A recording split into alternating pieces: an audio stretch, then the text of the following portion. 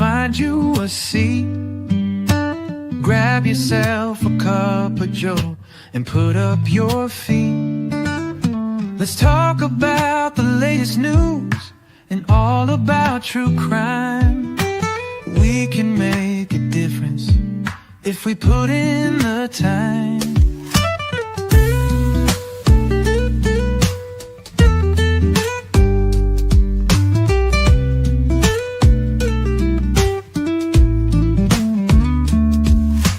Good evening, come and find you a seat. Grab yourself a cup of joe and put up your feet. Let's talk about the latest news and all about true crime. We can make a difference if we put in the time.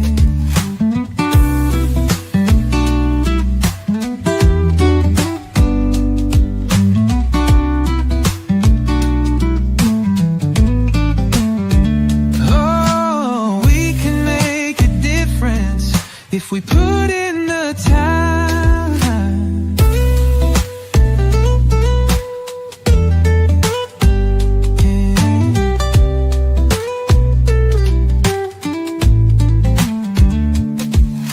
Good evening, come and find you a seat.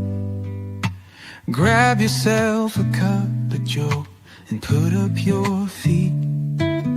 Let's talk about the latest news and all about true crime. We can make a difference if we put in the time. Good evening, good evening. Good evening. Good evening. Welcome in, everyone. Welcome in, Hey. Krisha. I got a new intro. Did you see that? Yeah, I was like, "Why? Oh crap! I'm on the screen," and I was like, "No, I'm not. No, I'm not. I'm not." Then it was cool after that, but before that, I was like, "Oh no!" Like you can see me. That's funny. No, it's That's good. you, It's but good. that's you from like a couple of weeks ago, or 3 weeks ago, or 4 weeks ago, like whatever it was. Right? That this Yeah. energy vampire stole from us, and we had to put everything on She's hold. the freaking energy vampire of the nth degree, right? Oh my god! Through the TV, through the devices, she will suck the life out of you if you let her. And I mean, I had to be there. You were there, so Yeah, and she did. But we're getting justice, right? You're getting justice. Do you feel like you're getting justice? yeah. Finally, Can we watch that guilty verdict again, like just to do a little bit of a victory lap? oh, I Like love it. I wish she would react. Actually, we're gonna order the FOIA request for the front court cams. I was like, Oh, that's a yes. Yes. We need to see her face, right? we need to see her face. We need to see her face not react as well. Right. But- Right. All right. Yay. But we're going to watch this one more time because I cannot ever get enough of this Me neither. verdict coming in. Hey, y'all. Daybell. I'm Ashley Wilcott. After less than 3 hours of deliberations over 2 days, the jury reached a verdict. We did. Do we have a foreperson? Who's the foreperson? Yes, Has the jury reached a verdict? yes, we have. Ask you to hand that to my courtroom assistant.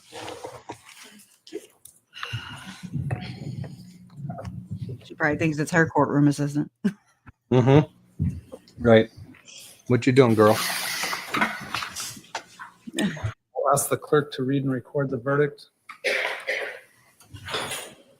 In the Superior Court of the State of Arizona in and for the County of Maricopa, State of Arizona versus Lori Daybell, CR 2021-001704-001, verdict count 1.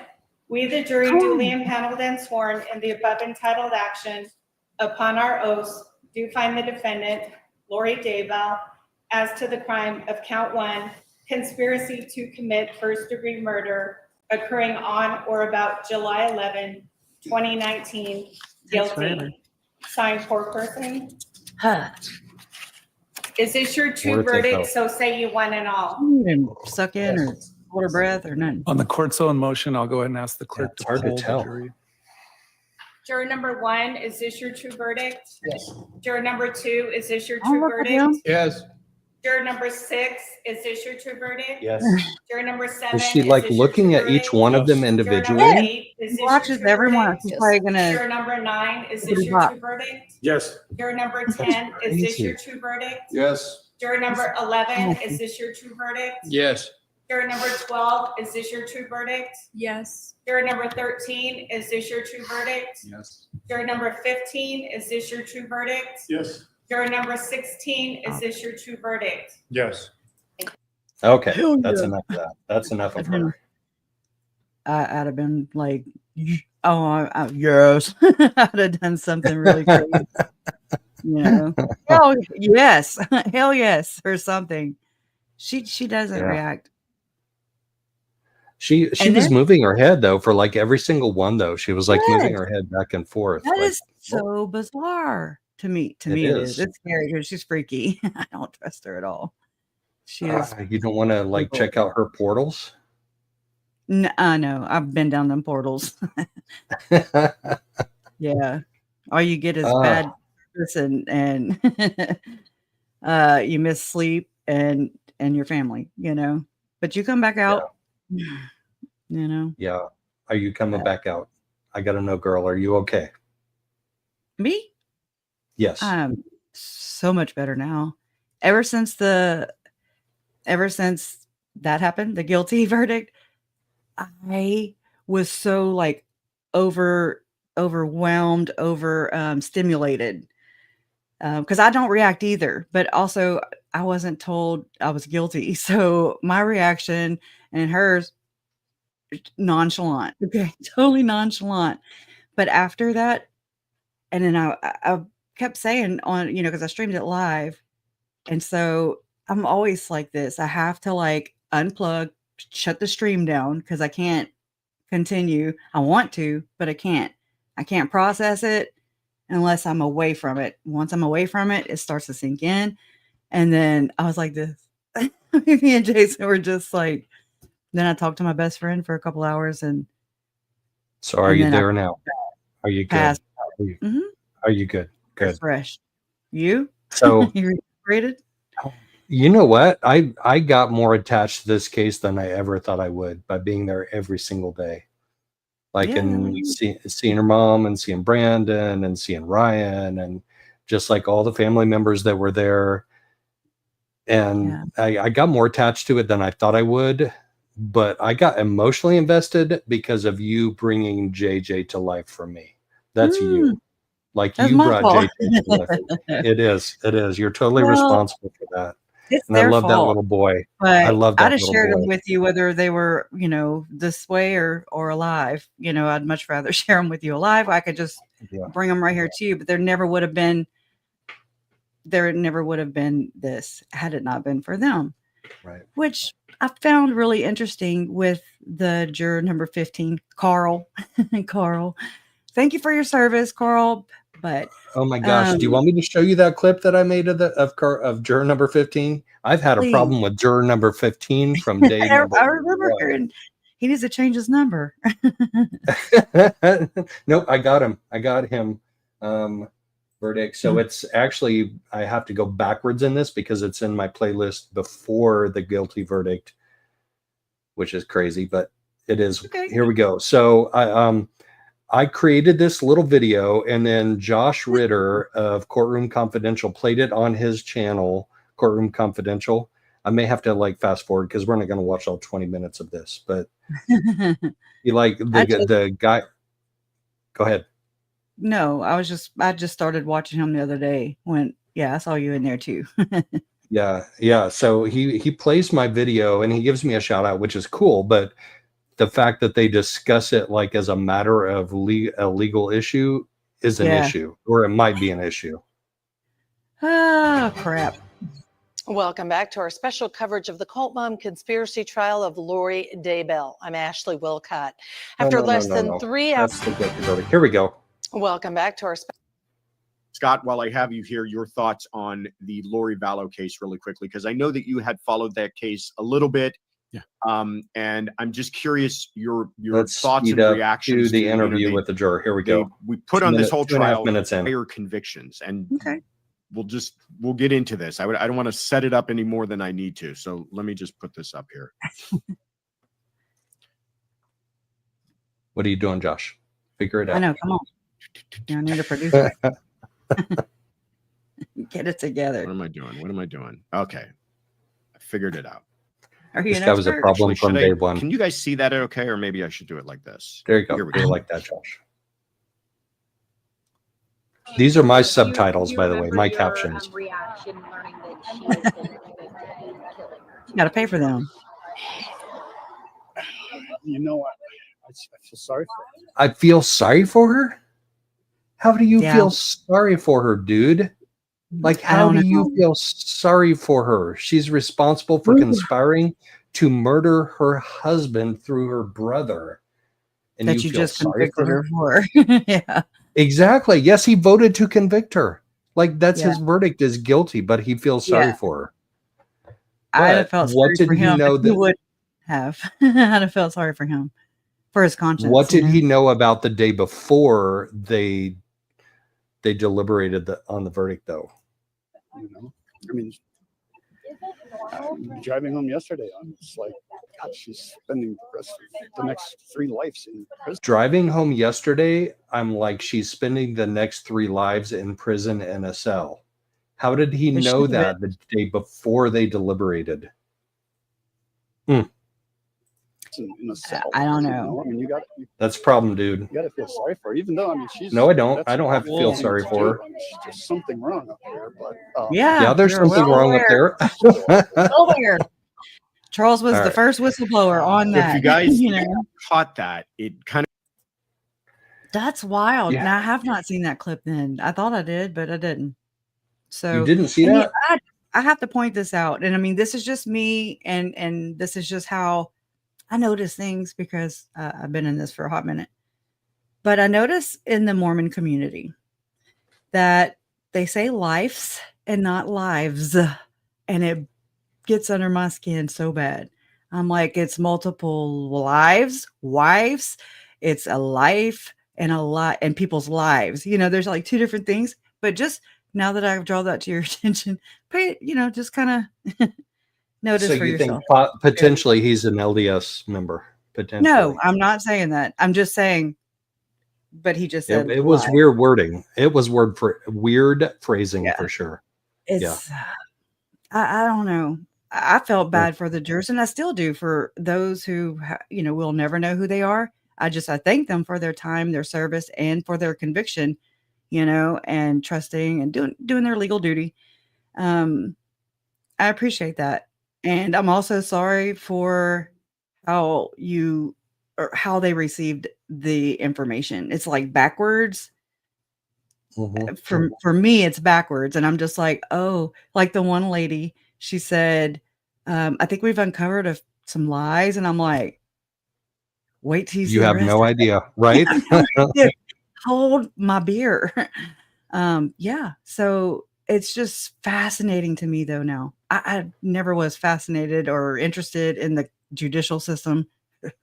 Hate it, but this time it's like I was not aware of the jurors in the first trial. I mean, I was aware of them, but just didn't realize the gravity of the situation, of what that entails, especially in a case like this, especially when it involves children, all the things, and religion, you've got kids, you've got just extremism. I mean, bizarre, right? And it's wild, but each case I've gotten more and more not in touch or anything, but just more and more interested in how it affects a juror, and because it does. Tom. Well, this was the first time that I have ever sat in on a jury selection. So I was there for jury selection for this. So I saw juror number 15 and all of the other 17 of them selected to sit up there in the jury box and go through voir dire and have her do that, in front of them. But I mean, so I have a lot of respect for the system too. I mean, could They he should- not just have kept his mouth shut for just a little while? Is there like a do's and don'ts? You know, like if you do, then don't freaking say it. Okay, Right. take it to your grave. Just saying, because there's a lot riding on this, and she's an opportunist, and she's looking for that.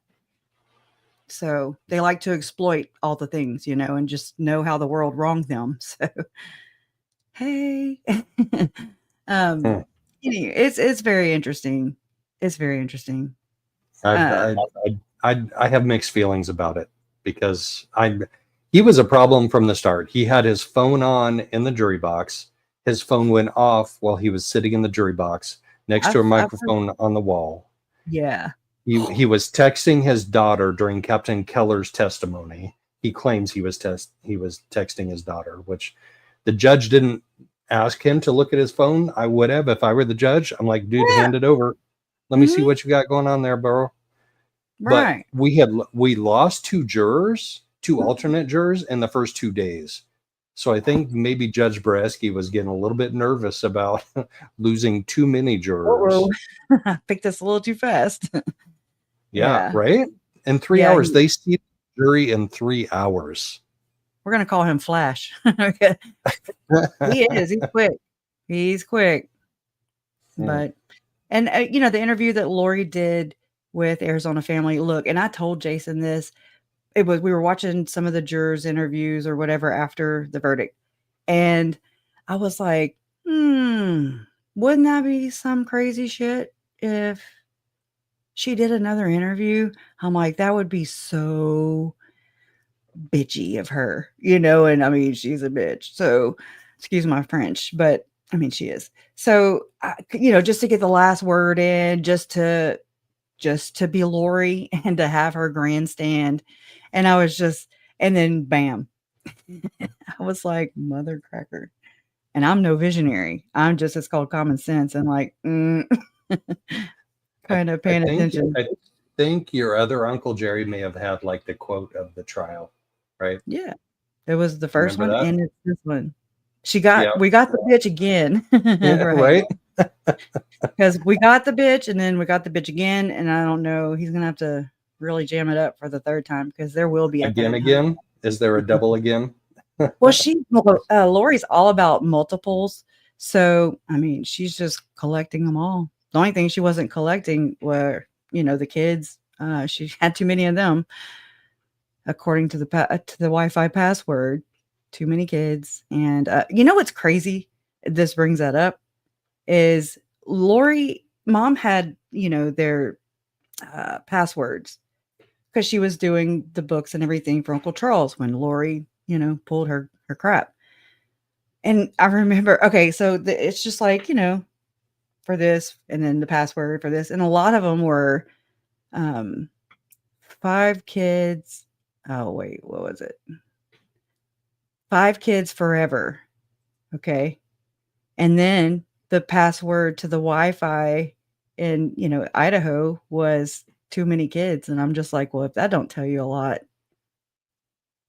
I mean, just so nasty. Tells you so everything ballsy. about that woman. Oh my God. Right. Like, Totally. imagine if you were one of those kids. Imagine if you were one of those kids and your adopted or real biological mother had a password on one of her accounts that said too many kids. Like, how would that make you feel? Like that's I don't think they that's can. just yeah, right? Right. I think the Cox family had too many kids, if you ask me. I mean, just back that up a little bit. Sorry. Well, I mean, for real. I mean, damn for girl, real. you went there. Oh my gosh. I do that. I'm like, look, I'm sorry for what I'm about to say, but bam. If Janice would have only swallowed. Okay. All right. Well, let's move on.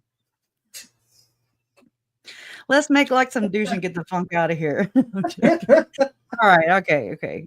There's no coming back from that. There's no coming back from that. Tell them that. That's the crime, the Cox crime family, man. Just don't get Edgar after me, damn it. because he makes it look like an accident, and I'm not here for it. I ain't got no life insurance. How about that? Okay.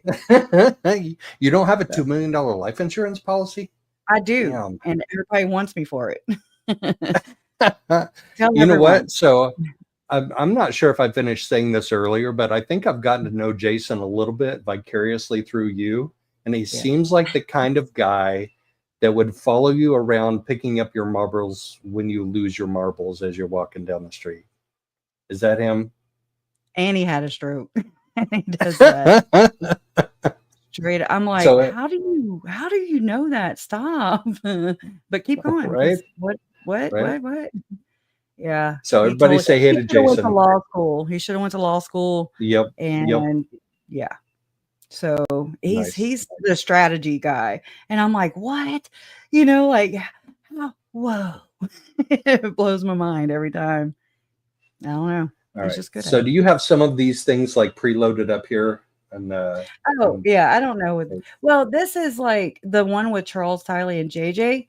That's just for when you say, hey, tell them who you are, because I suck at that. So is that the one on the far left? With Charles, Tiley, and JJ. Okay. A dedicated advocate seeking justice for my 3 family members who were tragically lost to the heinous crimes of Lori Vallow Daybell and Chad Daybell. Through my YouTube channel, Difficult Research, I share updates, commentary, and personal reflections on this complex case. I am committed to honoring the memory of my loved ones and raising awareness about the devastating impact of violent crime. And there you go. So we're done with that one. Nice. All right. Yeah. So, because I suck at that, obviously, I'm like, and then I get all frazzled. And yeah. Yeah. I don't know. What are people who are introverts doing on social media? Like, why am I even on here? I don't even know. Friends. We're making friends. We're getting subscribers. I'm totally an introvert. I'm 100% an introvert. Too.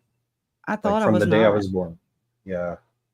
I was made for the pandemic. I was like, shame on you. Shame on you, Mom. Why y'all quit going around people? You know, I got to be high and mighty for once. And I was just like, I ain't going out there, you know. I got to figure out that you could get grocery deliveries like during the pandemic. And I'm never going to the grocery store again, ever. Well, have you noticed that people don't make eye contact with one another in the grocery store now? Yep. Ever since then, I'm like, what the hell? Why is nobody, you get a nod or something? What the pandemic did for me was it brought all these court hearings right here because Zoom was really a thing then. And then, oh yeah, we're going to keep all them people out basically. But they opened it up publicly here. And so that was my silver lining in that. So I was so comfortable. I get it. Yep. I get it. Yep. Yeah. So see, you are what you attract what who you are, what you are, who you attract, whatever. I always mess those things up. You did. You just like totally screwed it up. I go backwards. I do. Is this a Miss Shorty mug? Yes, that's a Miss Shorty mug. Yeah, I love Miss Shorty. Yeah, shout out to Miss Shorty. Oh, hey, Miss Shorty. Woo woo.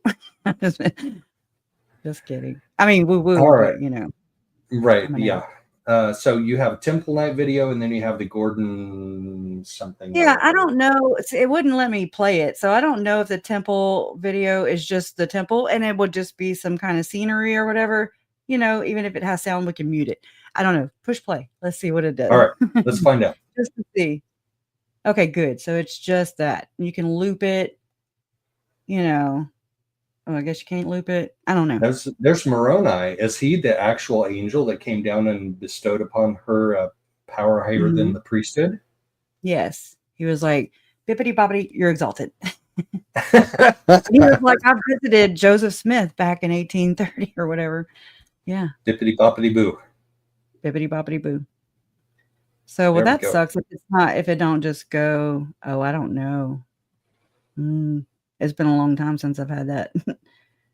And All I right, didn't let's really check pay him We out know that attention. he now. became president. I put a funny little picture here. This is a picture of Skull and Bones members of the University of And I have Utah it from a set up. newspaper. This is a picture of the first presidency. It's like a before and after picture, maybe. I'm not really sure. But he became president. Okay, so Skull and Bones. How is Skull and Bones related to what we're going to talk about within the church? Oh, it is. It is. I mean, I Right. put this on here because one of the cases that I focused on was the Hamblin case. David Hamblin was a therapist. He was a LDS church leader, member. And I mean, he's since been excommunicated. But this is that back in 2022, there was a headline from Fox 13 News that read something like ritualistic child sex abuse scandal or case in southern Utah. And I'm like, ritualistic. Tylee and JJ had been unearthed from Chad's property like in 2020.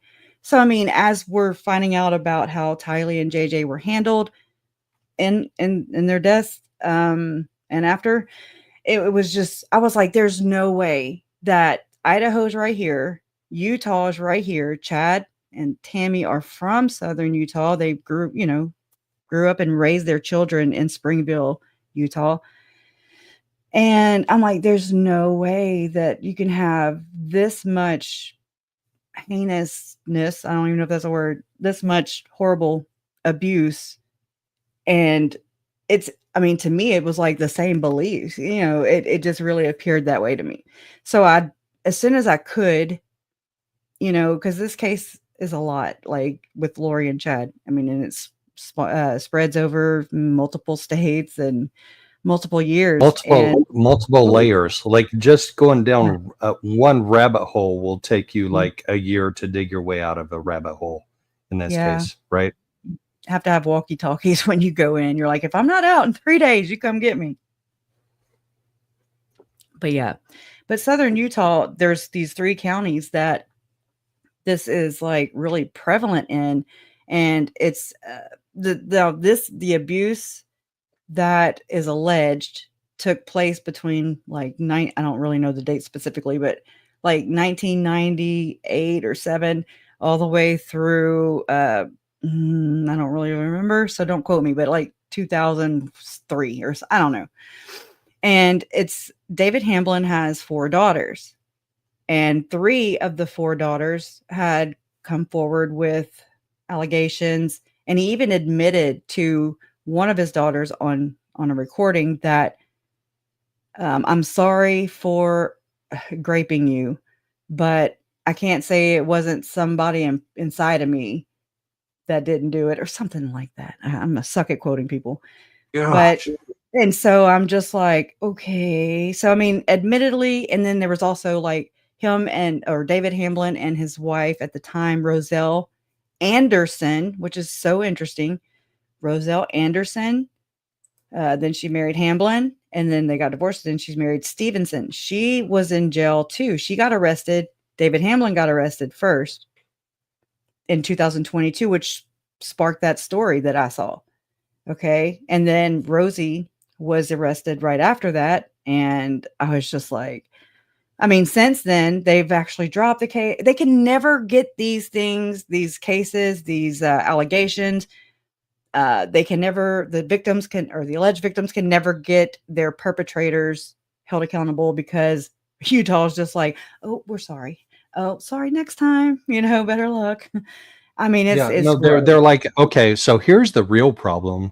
They're like, sorry, this has nothing to do with the LDS church. That's the real problem. Yeah, like they turn a blind eye to it and they distance themselves from it. And that is their first initial gut reaction. And that's their primary reaction. This has nothing to do with us. Like Chad and Lori. Chad and Lori were way off the deep end. And they barely got any acknowledgement ever about how wacky the things they were teaching were. Not even acknowledging the victims, which were actually members of their church. Yes, exactly. Actively.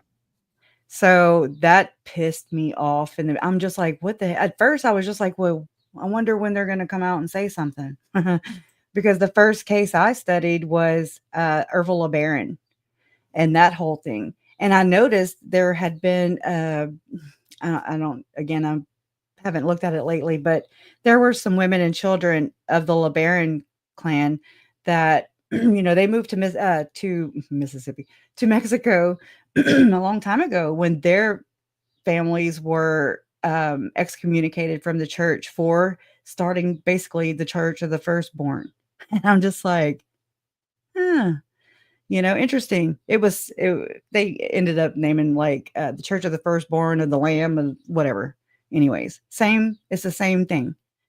And so I'm like, okay, so why is the church reaching out to people that they've excommunicated 40, 50 years ago saying we're sorry for your losses? And I'm just like, but yet here are members of your church who you didn't help find when they were missing, who you didn't help find the parents, the Lori and Chad, when they were missing. You didn't do anything, and so then I waited and waited and waited, and then I mean, just like everything else, my expectations were shattered because I was just like, oh, I see how this What did all goes. that waiting get you?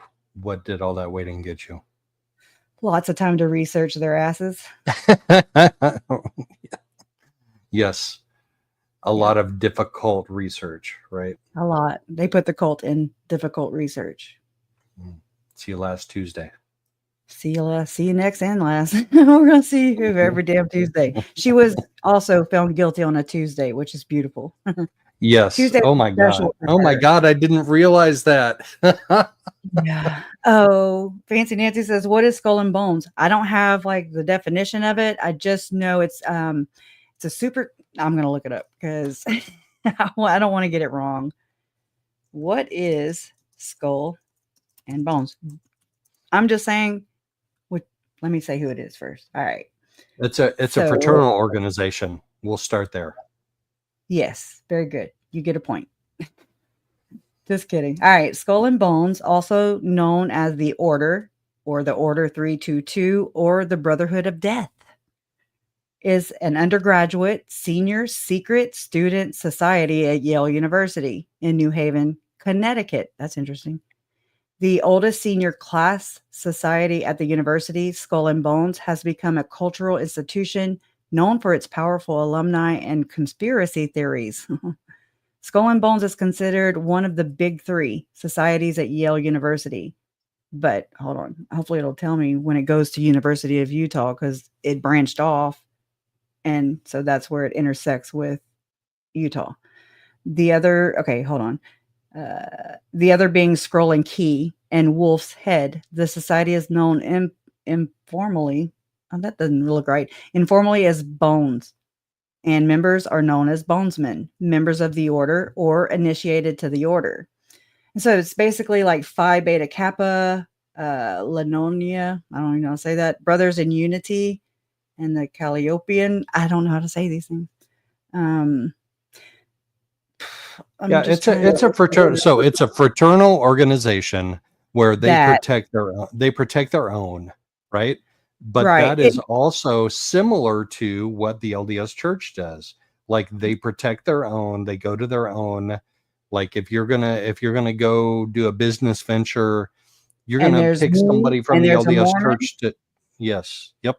They will not give business to anybody outside of the Mormon church or anybody that left the church which I mean, I've read many stories about the saints and how they were, when they went to Missouri and Governor Boggs, whatever his name is, and how they were, Joseph Smith was sitting there printing his own money, just wrecking shop. Basically, they come into town and then it's like the damn Wild West or something because all the business starts getting, derailed by LDS because they all stay within their own, network and they don't give it'll crash an economy like no other, just like if they were to do that today. And it's a very real problem. They wouldn't do that today. They wouldn't crash our economy today. Yeah. Have you ever heard of the White Horse Prophecy and the Constitution is hanging by a thread? Dog whistle. Okay. and how Glenn Beck uses it. President Trump So just used your it. eyes I'm went like like, left and right on that, and I'm because like, you're way over okay. here, so I hate that. But yeah, because it's like, are you sure? Are you picking on me? No, no, no, Yeah, and no. so, but the skull and bones is relevant in my opinion because the prophet today, the living prophet in the Mormon Church or the LDS Church or the Church of Jesus Christ of Latter-day Saints, is a skull and bone, and so was Russell Ballard. Ballard was named as a zombie in what we call the zombie or the infamous Reddit email.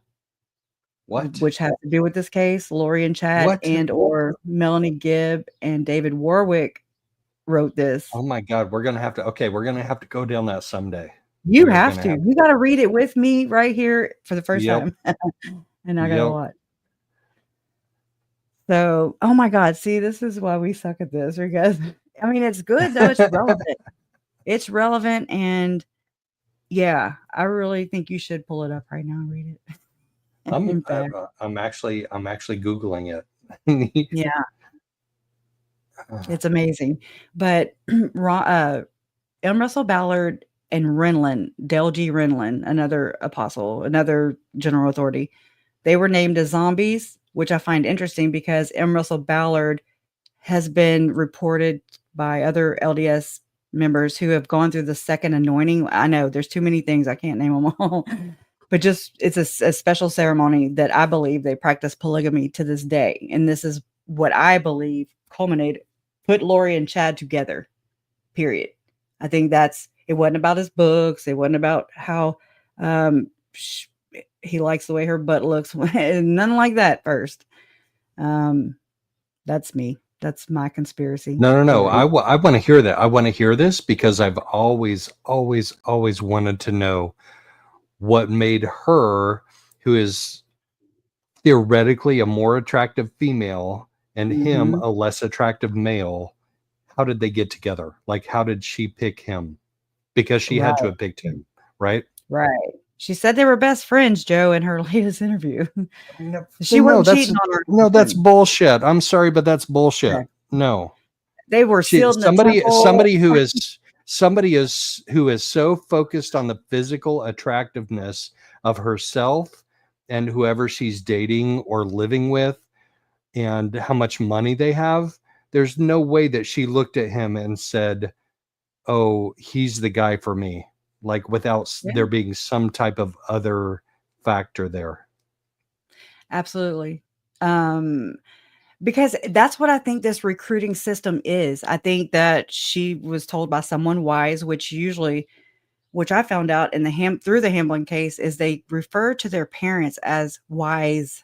Okay. And I'm just like, I don't know if that's what it means. I just try to share these things, and I mean, because there's no way I can ever prove these things unless there's ever anything that comes out about it. Other than that, I think I've done a hell of a job piecing it together. Not trying to toot my own horn, but it's a massive religion that is very complicated. And I mean, okay, so where did I lose you? Everywhere. Discount shelf Daybell. Discount shelf Daybell. Chad was there on the discount shelf. DSD clearance party or aisle 5. Yeah. So Charles was an attractive fit man. Like he went out and he was worked too out. damn good for her. Yeah. Too good. Yes, he was. Yeah. I know. It's very bad. Well, so okay. My research has consisted of so many different rabbit holes, avenues, whatever you want to label it. But I knew the things that Lori said to my uncle were very specific, like, I'm a god. I'm here to lead the 144,000 into the new millennium, into the second coming of Jesus Christ. And that, I mean, this was her mission. This is like a whole mission, an assignment. This became the mission thing is key. The mission thing is key. That's it. Motive. That's it right there. Motive. Yes. To me, Yep. it is motive and all the things, right? It gets her to where people think she's crazy. And this, y'all got to see for yourselves. Thank God. You don't have to go through me or Megan or any other family member or friend to know what Lori is like. That was such a relief to me. I was just like, thank God you can see for yourself. And oh my God, were y'all right or what? You know, I mean, she's even opened my eyes through all. I didn't hate her before this trial, and I can't say the same now. Okay. I'm working on that. I don't like hating people, but I can't stand her. I cannot. So, but she was saying these things to my Uncle Charles. He repeated them verbatim to the police multiple times. He repeated them to his attorney, and they're in court papers. He repeated her words to family members of mine, to family members of hers, to the bishop, to the stake president, to all kinds of people, to community bridges. She walked out like, with flying colors, according to Melanie Gibb, which is about that tracks because, as a LDS member, as a member of the church, actually a temple recommend holder, in order to get a temple recommend, you have to have a meeting with your bishop or stake president, sometimes both, sometimes just one. And you have to answer certain questions in order to assure them, I guess, that you are committed to the temple, not God, the temple. You're committed to the temple. And to me, my friends, this is the first door, the first barricade of secret society, because you or I cannot just walk in unless it's before they dedicate or rededicate the temple. And a lot of people don't know that the temple and the church are two different things. This is for your regular members over here, and then in the church, and then over here are the ones who in the temple are wanting to commit their life to the temple and to carry the secret oaths and handshakes and tokens and all the things. And they don't go every single day like she was going. They don't go every day. Maybe once a month is what I've heard before. But, even Heather Daybell had said that she was becoming uber, forget how she said it, ultra religious. She was going to the temple once a week. So I was just like, it's interesting. Just there's a slippery slope. And a lot of people in this faith, in my opinion, from my perspective, I'm not trying to be ugly, just trying to be real so we can get down to the bottom of it.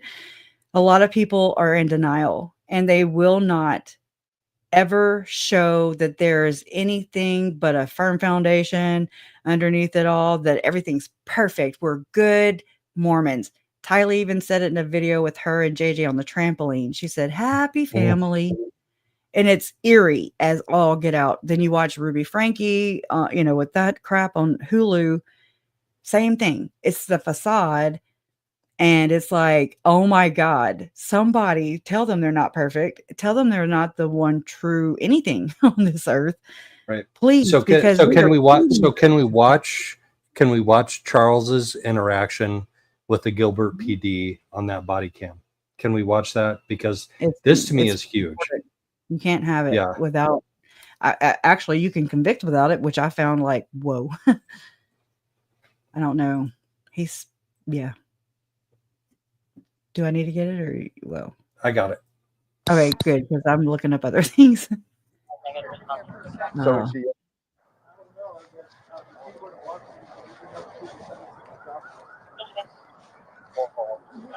What's going on? Why is she here and you're not here, or are you staying here with her?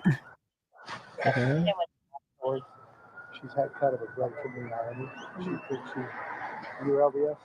Yes.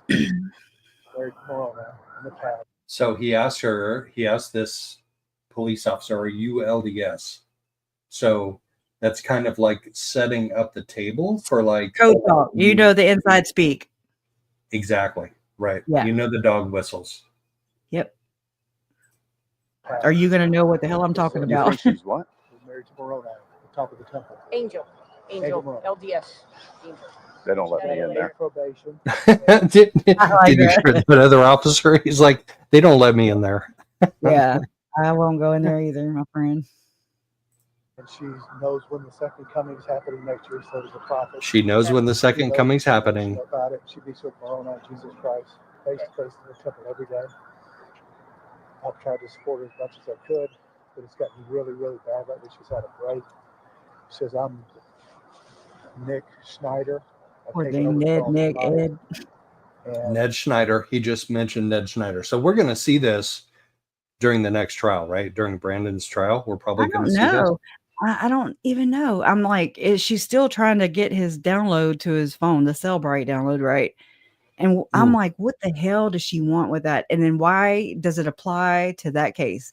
But then we know that the state is trying to do and bring in 404B, which I'm here for that all day, every day. I don't know. I don't know how they did it. This one, I was like, mind bender. We didn't see it at trial though. We did not see this at trial. No, because it was hearsay, and it's still going to be hearsay. Right. Correct. Because he's not there to cross-examine. Yeah. Because he's unalived because of Lori Daybell. So who's Nick Schneider? Okay. Ned Schneider. Okay. Yeah, but he said Nick, Ned, Ed. But he's not at church. Right. He's not. The M. Melanie Gibb helped do that. When I flew in, she canceled my flights. I had to buy another ticket, but to come back home. I've got a 6-year-old with special needs. Right. And he stays at the school. JJ. Right. Okay. For now. If she knows I'm here, she's going to go get it. Okay. What car, what is she driving? A black Infiniti QX80. And you've looked all through the parking lots.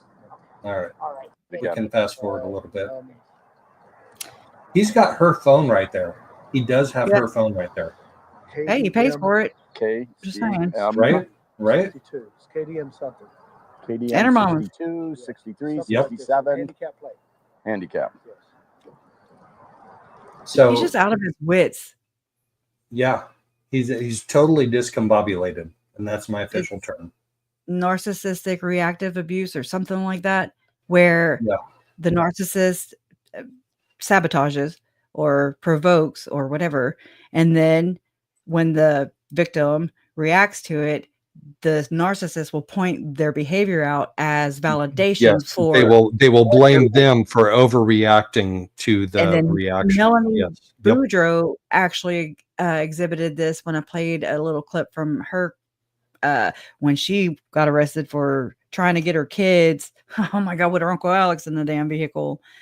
For real? Yes, and we now know that 2 of her kids were deemed dark. No, ma'am. And her husband. Yeah. Right? Right, which is Brandon. And that's the next trial. And they even likened him to, I'm going to just spell it, Hitler. I don't want you to get totally discombobulated here, but they compared him to that person and the Gadianton robbers. And so that is also we need to do a deep dive into Gadianton. We do, because Lori and Chad are the Gadiantons, my friends, I do believe. So, but I want to play this for you too, because this is like a little clip about Tom Phillips, the second anointing, and a Mormon apostle, Jeffrey R. Holland. Let me get back over there. It's short, so it'll be a better explainer than I could ever do it. So let me grab it. And it's on Facebook. I'm going to meet the Savior, and he knows, Okay, listen. This is right out the gate.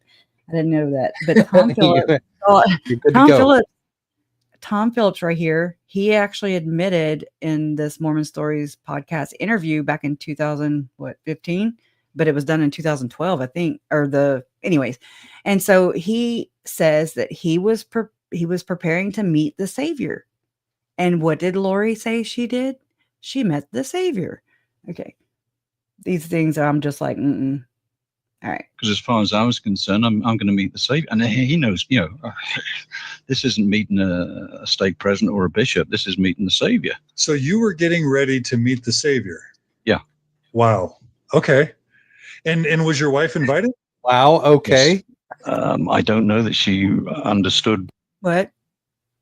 He said, you were getting ready to meet the Savior. Yes. Wow. Okay.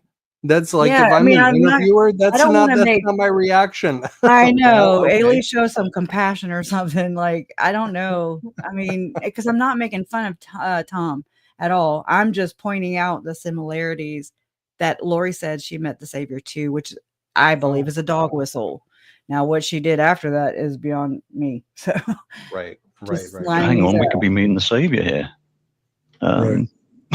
Or, and I didn't know at that stage whether we met him then or it came afterwards or whatever. But all I knew was this is a serious business. This is earth shattering, really. We're greeted there by Elder Ballard. You'd have the apostle and one general authority as a witness. In this case, there were two general authorities as well as the apostle. But we gathered in the chapel area. Then, yes, we obviously put on our temple robes. We went into a special room preserved in the temple. Well, it was a room. Which I learned through my research that the special room or when you go, oh crap, I already forgot. Y'all, I need to talk about this more because I don't want to. I've worked hard for this, but to an upper room. And Moroni gave Lori to chat. It's in that infamous Reddit email that I was telling you about.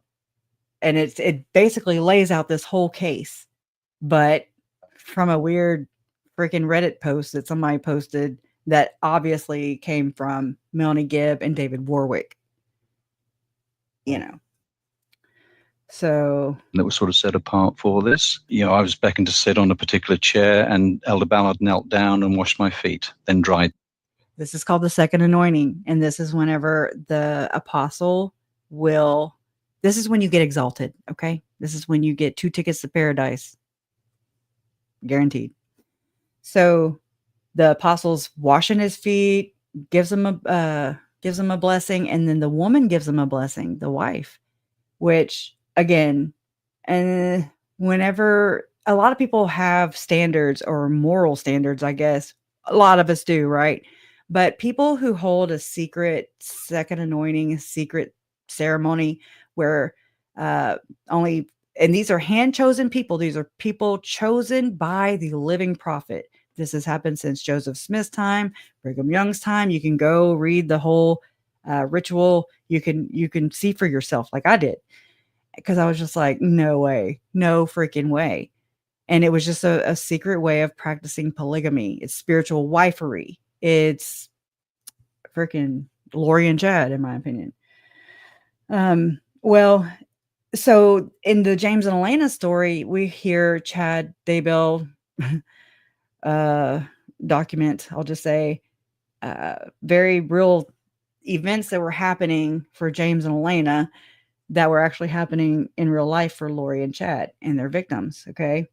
And James and Elena's story, he talks about how, I know exactly what weekend it was. I believe it was November 16th through the 18th, which was a Preparing a People Mesa event. That's the second Preparing a People conference that Lori and Chad went to. The first one was in St. George when they quote unquote met. And then the second one was in Arizona in the Mesa Temple. That's when Janelle says that she and Melanie went to go pick him up from the airport and bring him back to Lori's house. Yeah. So I didn't really, everybody kept saying, well, they just did a proxy sealing or a sealing in the backyard or whatever. And I'm just like, were you there? I said this before Lori was pulling her shit with I was there, anyways, but I was not there. And I guarantee most everybody who's commenting on this is saying, you weren't there either, is what I'm saying. And if you were, then you need to come forward. In my opinion, it would be the Christ-like thing to do, but it'd be the right thing to do. But a lot of people do the bidding for the church, a lot like a narcissist does, in my opinion. How a narcissist will have their children and people around them doing their bidding, the flying monkeys, so to speak. This is how it is dealing with this organization to me. Because everybody's like, we don't do that. We don't teach that. Not my church. They're on their own. And you have that many people speaking out against it. And I can understand. I can, and then I can't. Because by denying Lori and Chad came from the very foundation that you come from, you're denying Tylee and JJ and Tammy and Charles. You're denying the victims in this case, which doesn't surprise me when I see how the church handles sexual assault and abuse cases in-house. Sweep it under the rug. Nothing to see here. Keep the image clean. And so that only lasts for so long. And then we start figuring your ass out. Okay. And so that's what I'm here for. But let me finish playing it. It's life changing. The whole thing. You can't believe you're out of this world. You're in heaven. And then he did it to your wife as well? Yes. And then after that, there was the anointing. So the oil on the top of my head. So I was ordained. I mean, okay. There's other ordinances where one is ordained to become such and such. Right. In this case, the wording was different. I was actually ordained a king and a priest unto the Most High God. Then No, that's not a thing. Mm-hmm. Ordained a king, that's not a thing. That's It's not a an king. LDS thing. No. It's a sacred anointing thing. Don't come at me like that. I'm just telling you about. Yeah, I'm telling you about my personal LDS experience. I know nothing about being ordained to be a king. That's like, that's crazy talk. That's crazy talk, you badger. One day you just happen to you receive an invitation, and it's inviting you to take part in a special ceremony. You show up. You're supposed to show up on Sunday, which is closed for the temple. So that's us already. So you show up to the temple on Sunday, and there are other couples there, maybe 4 or 5 other couples, and you see 2 apostles, two general authorities, and yeah. And then, they're speaking on behalf of the living prophet of the Mormon church at the time. And so you go through this washing and anointing ceremony, which is the second comforter, the second anointing, the second coming. I mean, it tracks, when you look at it, from a larger. I'm gonna be a king. Like, bring it on. I'm gonna the Return of the King, the Lord of the Rings. Like, I'm there. Oh my goodness. Well, so the woman is okay. It's king, queen, priest, priestess, and God, goddess. And where do we know about goddesses from? Anyways. So yeah, that's what they're told. Things on my head, brow, eyes, etc., were anointed with oil, and specific blessings were given, relating to knowing, understanding, and speaking the truth. Lori says she knows too much. Remember that? Yeah, knows too much, and she is awake. Okay, she said that many times. Anyways, and the ordinance gave me the fullness of the priesthood and a blessing. And there's a difference. I'm sorry. There's a difference in the fullness of the priesthood when it's spelled with 1 L. I know you think I'm crazy, but there's a difference. Fullness with 1 L. Better watch out. And the same thing with Lori and her. I'm not surprised.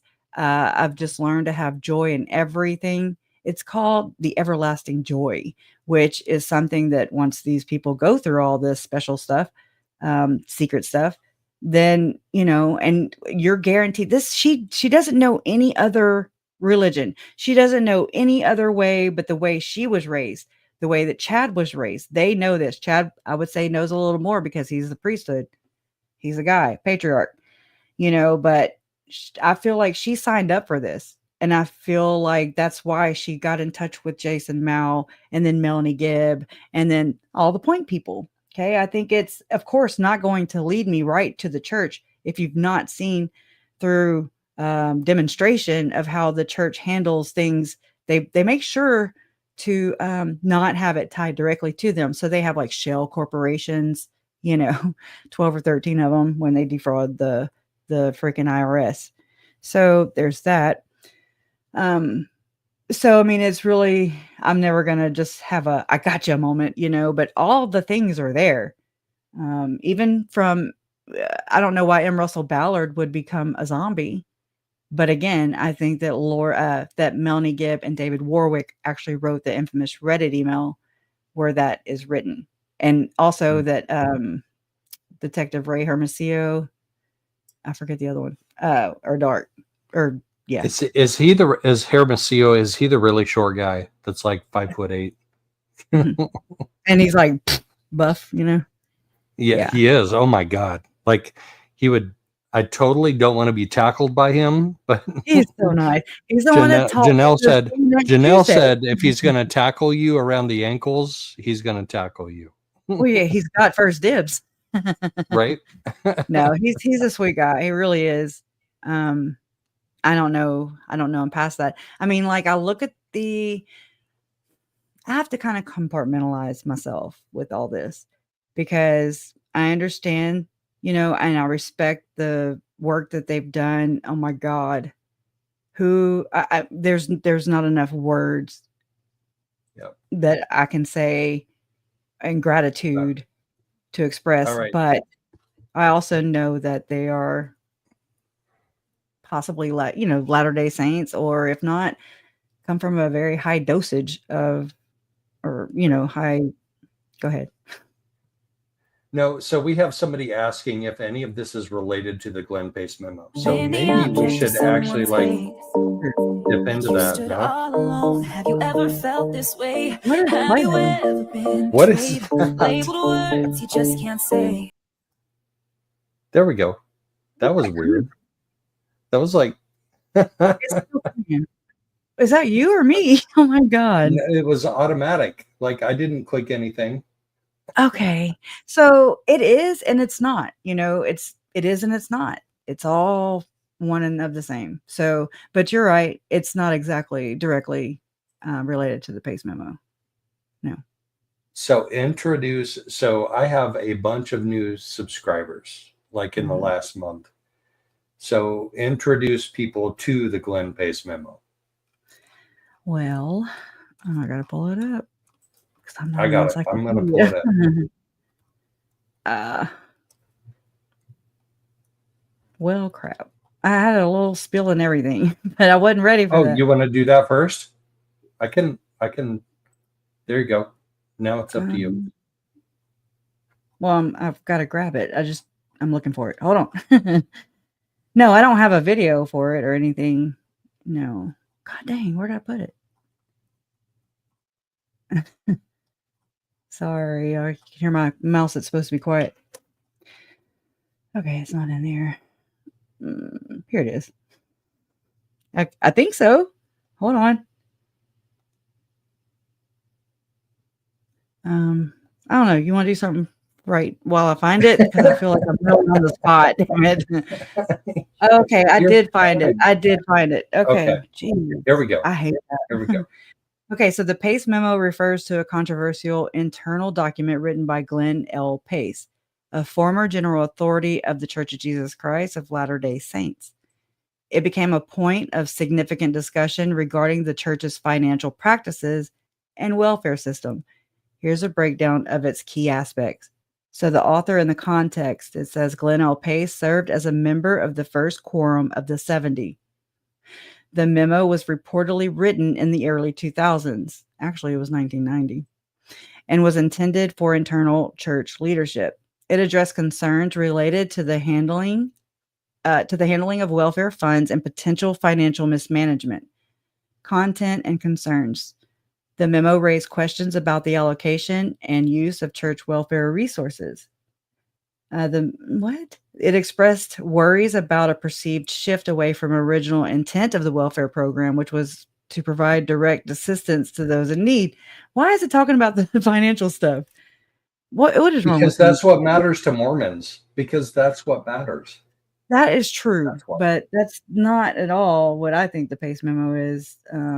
Give me a second. I'm not trying to be difficult. And as I was actually prepared for this, so that's scary.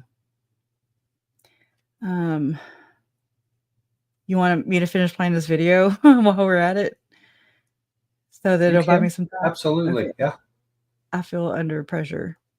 Under pressure. Oh, you got it. Under pressure. Under pressure. Okay, Kathy. I forgot about that. Kathy's. No, I went on with Kathy last weekend. It was a good little live we did together. I liked it. Yeah, watched. Was sent to me by a guy, Adam, right? Adam Vance, not okay.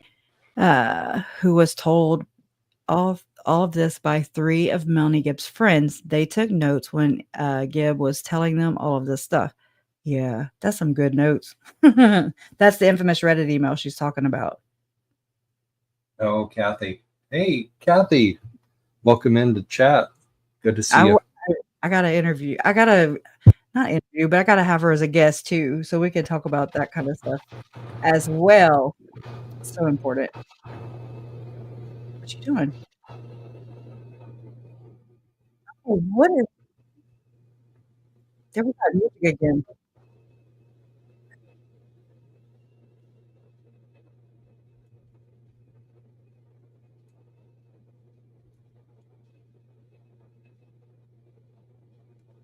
All right. What up? What Huh? we got going on? What we got going on? I was just playing that while I looked for this, and so I found it. I don't know where that music do you is want me to coming play from. that? Let's play that. Okay, here we go. That is weird. No, I just stopped it because music keeps playing out of it. It's so weird. So I don't know. It's weird. There's this, okay? The Glenn Pace Memo is a document written by Glenn L. Pace, a former general authority of the Church of Jesus Christ of Latter-day Saints, dated July 1990. It addresses concerns about reports of ritualistic abuse within certain communities. The memo was intended for internal review. The memo was intended for internal review and was not originally meant for public dissemination. Its content sparked a controversy. Its content sparked significant interest and controversy due to the serious nature of the allegations discussed. Over the years, it has been a subject of debate regarding its implications and the broader issues it raised within the church and beyond. See how I have Gadiant robbers and secret combinations right there at the bottom left? So, Yep. I mean, that's what this is. It's all about this And we secret. heard about that in court, but we didn't hear any details, especially about the Gadian robbers. Right. I know. And that was so, I don't know if anybody here noticed that when Detective Duncan was being questioned or, by Prosecutor K, she asked him, she pointed to a word in the text, Gadianton, and she was like, "What do you know about this? What is this?" And he was like, I don't really know. And I thought that was so weird because I was like, holy crap, he'd be setting up for the next damn trial and Right. introducing this to society. Okay. Everybody needs to know who the Gadian robbers are. So that blew my mind about that. Just glossing over it like it was nothing. I'm like, unless she's got some fireworks ready for us or something. Maybe it's going to be like her Nephi. One of the people in my chat says we're getting voodooed by Lori. We are. Don't believe me? Just saying. So, well. That's a deep subject. Are you ready to go there? It's very deep. Yeah. Yeah, it's everybody. It's a little trigger warning. Okay. It's just, it's disturbing on many levels. So it's really disturbing. Shoot, let me put up a banner. I got to put up a banner because I made one. I'm going to use it. So the Bishop Pace's memo reportedly included 6 pages of LDS scripture citations to back Bishop Pace's charge that satanic cults do exist. Unquote. While this reflects the content of the memo, including this detail in the article, might resonate with readers who already hold certain religious beliefs or anxieties about quote unquote satanic influences, potentially reinforcing pre-existing biases. So I read Sandra Tanner. I actually found this earlier, Joe, and I have not sent it to you yet because I was like, oh my God, all these years I've been researching all around here. And for the first time I found it was written by Sandra Tanner and Gerald Tanner, Sandra and Gerald Tanner. and it's called it's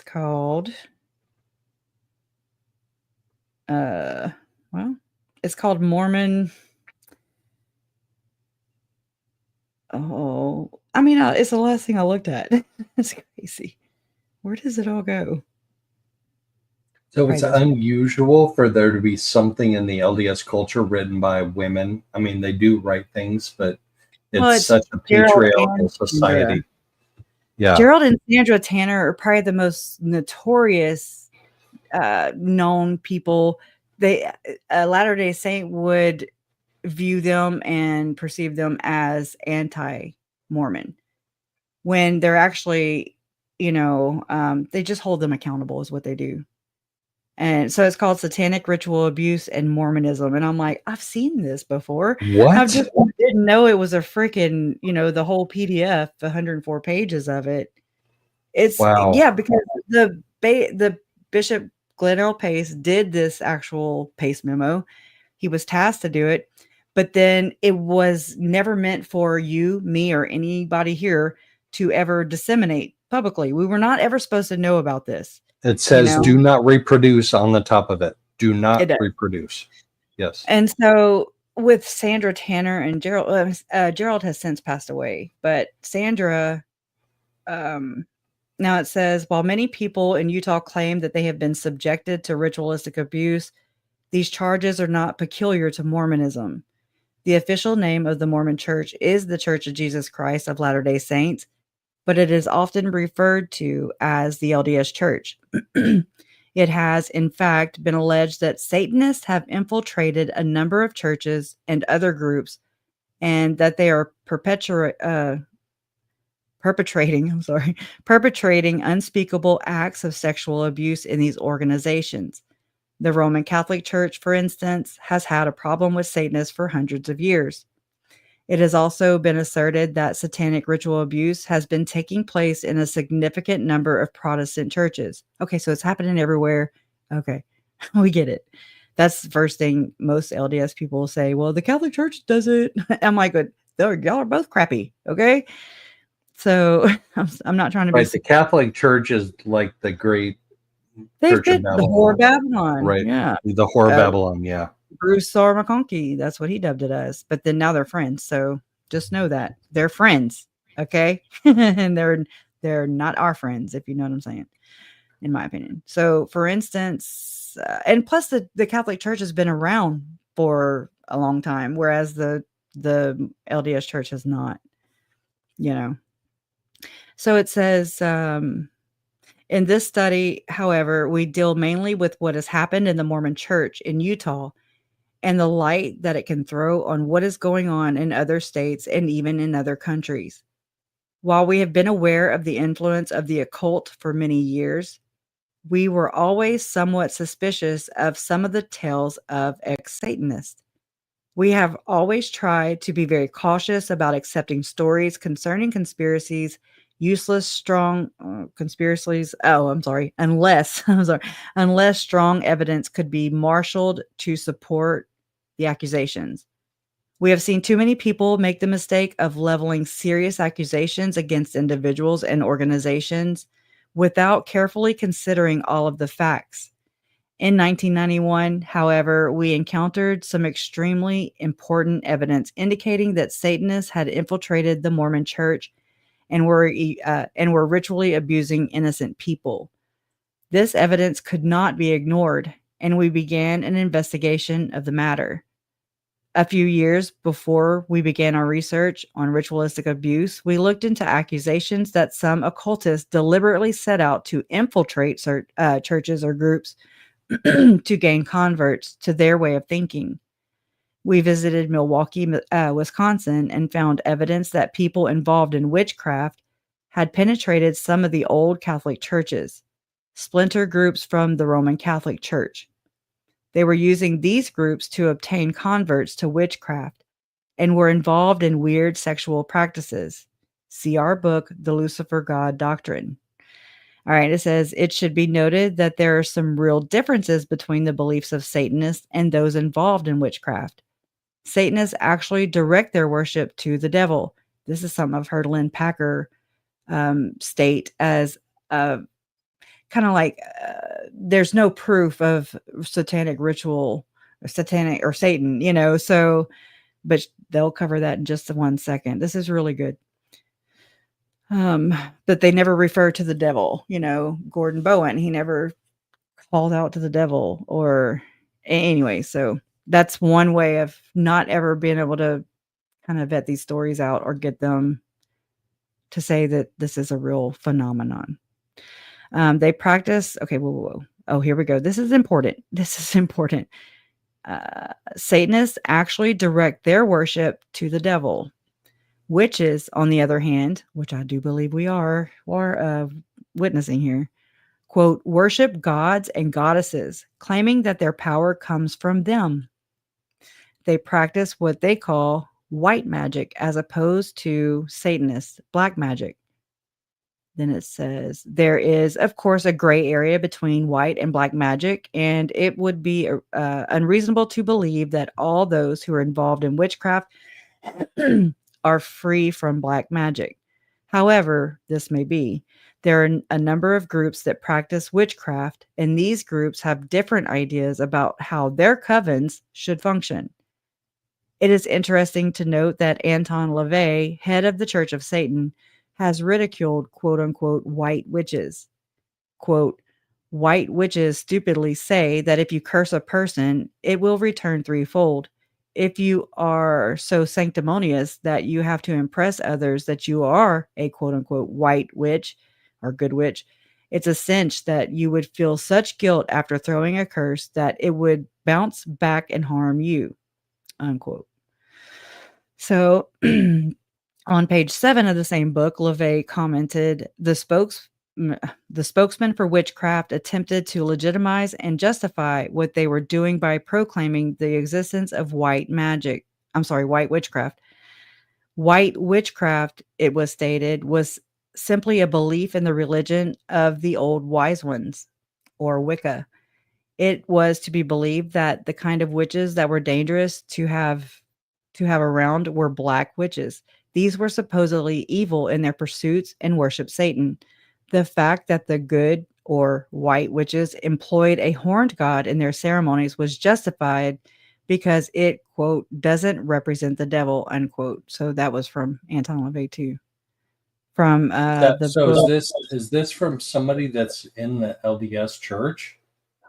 This is Anton LaVey? No, that's the Church of Yeah. Satan. But Okay. Sandra Tanner grew up as a Latter-day as a Mormon, and then she met Gerald, and she learned about. She's actually related to Brigham Young, so she left the church, and then they started their own Christian church with in Salt Lake City, and they hold them accountable. In my opinion, they've handled the White Salamander letter. Right. Mark Hoffman, and I mean, so when a critic comes out swinging against the LDS church, they really do try to balance that out and, just to be just about it and not unfair and just throw they're the devil, So, I mean, they kind of go at it different ways. Now they don't agree with them, but to me, it helps. They have a lot of literature on utlm.org. So I would love to meet her one day. Anyways, it says, and so the book that they're citing from is called The Complete Witch, or What to Do When Virtue Fails. So that's that. And then Eli Taylor, who was a grand master of a small group that practiced what he called Juridic witchcraft, felt that LaVey was ignorant of true witchcraft. In his priesthood manual, under the section entitled Introduction to Witchcraft, Taylor wrote, a modern innovation in religion is Anton LaVey and his Satanism. To make it worse, from our standpoint, is that he openly claims to be a witch. When he does so, it displays the fact of ignorance of even the most basic points of craft teachings. The wise man, and that's capitalized like it's proper, the wise man it says the wise man have never believed in a quote devil or in a quote hell or even in Satan. And so then it goes on. One has to be very careful, therefore, not to lump witchcraft or Wicca with Satanism. Trust me, I've done it and I've gotten called out for it in the beginning, you know. Woo. It is true, of course, that some who are involved in witchcraft find that it is not meeting their needs and then turn to Satanism. Since many occultic practices are similar in the two groups, some believe that witchcraft provides opportunities for Satanists to make proselytes. It should be pointed out that it would be a serious mistake to claim that all Satanists are involved in ritualistic abuse. Like witchcraft, Satanism is split into a number of groups, which have different practices and rituals. I needed to know this. You know? So a number of groups which have different practices and rituals. In addition, there are many dabblers in the satanic arts, Chad being one of them. Trust me. While we are opposed to Satanism, dabblers in the satanic... While we're opposed to Satanism, we do not want to infringe upon the religious liberty of Satanists, nor do we want to bring persecution upon their heads. On the other hand, we feel that those who have been involved in satanic ritual abuse should be brought to justice. I second that. Unfortunately, some people who profess to be Christians have sexually abused and terrorized children. In our opinion, those who have broke the law, whether Christians or Satanists, should be punished in the same manner. Yeah. The claims concerning ritualistic abuse have tended to polarize people who hold different views on religion. Oh my gosh, yes. I sound like Lori now, I'm sorry. My little testimonies. All right, one investigative reporter told us that he does not accept charges of satanic ritual abuse because he does not believe in the existence of the devil. And I'm like, okay, I need an answer for this. While we do believe in the reality of the devil, it in no way affects our views concerning satanic ritual abuse. The point is not really whether the devil exists, but whether those who participate in the abuse believe he is real.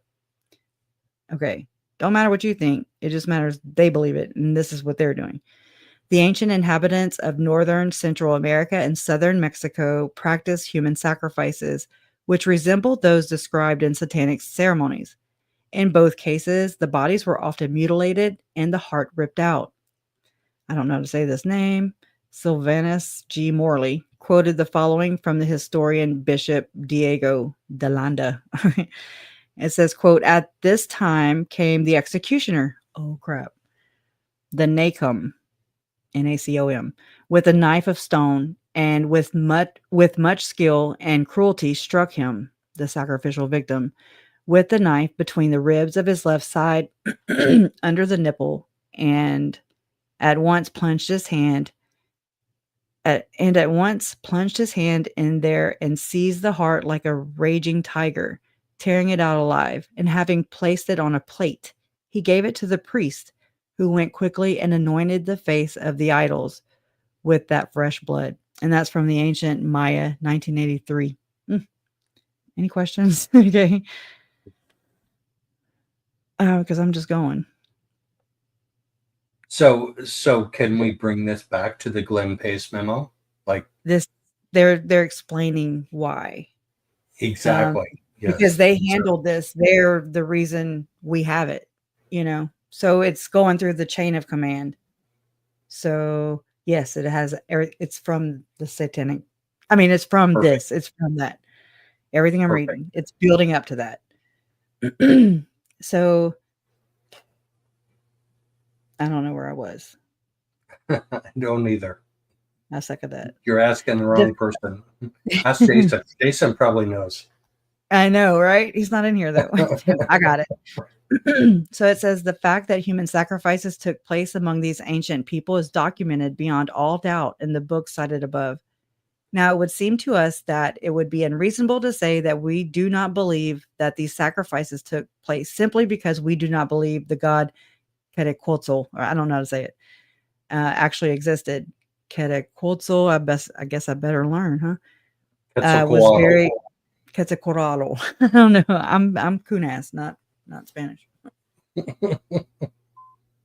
and my drink just You ever took a drink and then it, you know, the liquid hit you in the eye? Oh yeah, that just happened. Anyways, Quetzalcoatl. Is that right? Am I saying that right? Quetzalcoatl. Quetzalcoatl. Quetzalcoatl. That sounds so extra. Turn that brightness up. Okay. Okay, so Quetzalcoatl, whatever, was very real in the minds of the people, and therefore they performed him. You know, say Boudreaux, spell it. I'm just saying, do it. Okay, we have our weaknesses and we have our damn strengths. Oh my gosh. Quit laughing at me. I'm not laughing at you. I'm laughing with you. That's the difference. That's the difference. Yes. Yeah. Oh my gosh. So it says the same reasoning applies to the claims concerning satanic ritual abuse. They should be examined in light of the facts available. Oh my God. Not on the basis of whether Satan actually exists. If the devil is real in the minds of those who worship him, then ritualistic abuse could be performed in his name. On the other hand, those who believe in the existence of the devil must be careful not to allow this belief to influence them to the point that they accept charges without making a critical investigation. So don't just look under the hood, look into things, okay? Don't be so damn judgmental and so set in your own ways where you think you know it all, okay? Because I think Tom was explaining what I think this is kind of like what Tom was explaining in his Web Sleuth interview last night, as far as like the first time he heard the information from Lori's trial as a juror, he, that was his first time hearing it. Oh my God, but then the second trial, he did learn some new things, but it's like his mind was opened a little more to the reality of it, So that's what I liken it to as my experience in wondering about SRA and satanic ritual abuse. And is it in this case? Is it Tylee? Is it JJ? Okay. And I mean, I used to be like, oh no, but I would just kind of look a little bit and just read a little bit, but then it was super uncomfortable. Okay. But then, I always think that it's super uncomfortable for Tylee and JJ and Ruby Frankie's kids and all the other kids that we don't even know about that this happens to. And I'm sure it was really uncomfortable for them in their last moments, particularly. So it's like, this is the least I can do to really understand what could have happened here. And so all possibilities for me stay on the table. I don't disqualify something because society tells me it's a conspiracy theory. I think that's ignorant to do because you're walling off a whole, you're just icing every possibility out because society, it's ridiculous.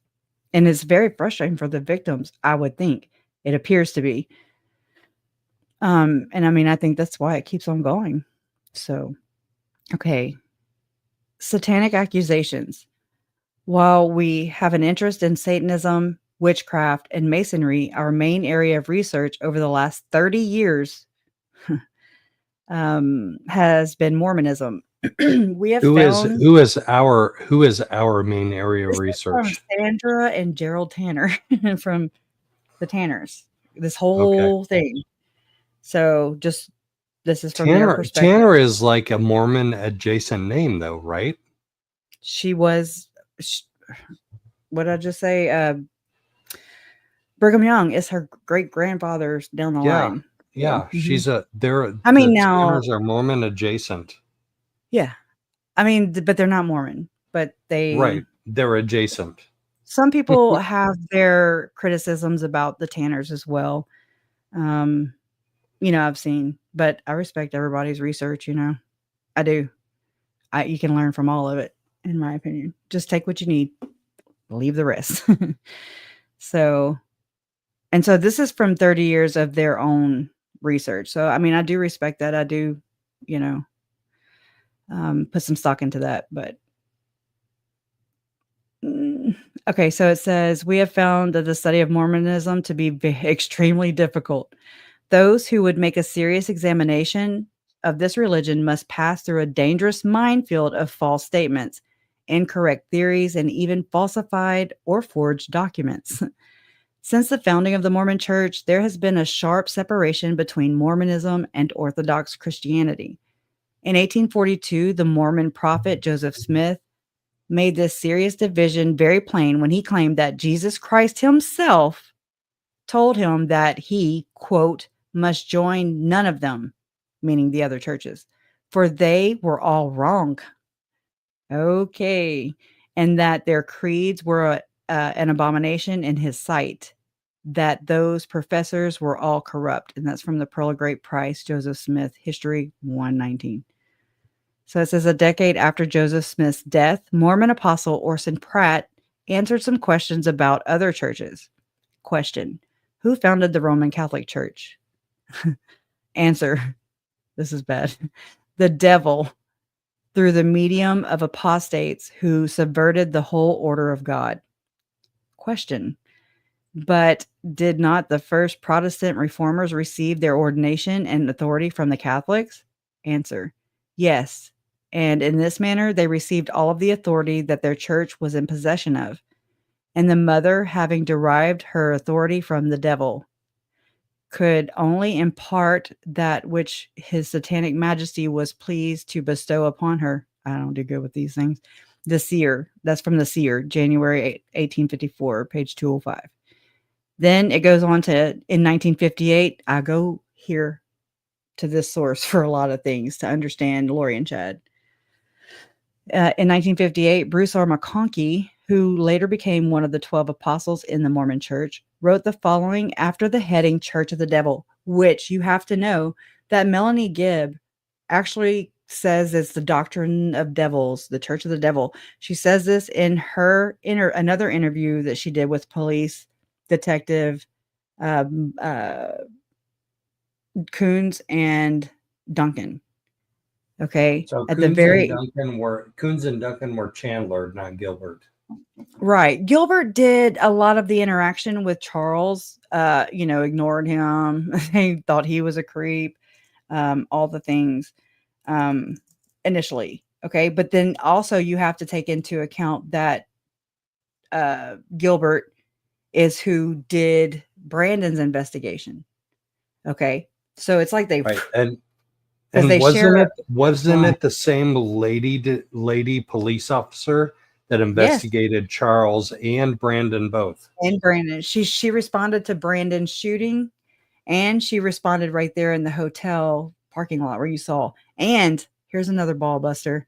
Okay. I noticed the other day that the 911 call that Zalema's son called 911 whenever Alex was dying. Right. Okay. Right. Yes. The operator sounds identical to the one that responded and talked to Alex. I'm not shitting you. Okay. I'm like, that is the same 911 operator or whatever. When she's telling him to administer CPR to Alex on my uncle, and he's like, yeah, I'm doing it. Whatever he did for 5 seconds.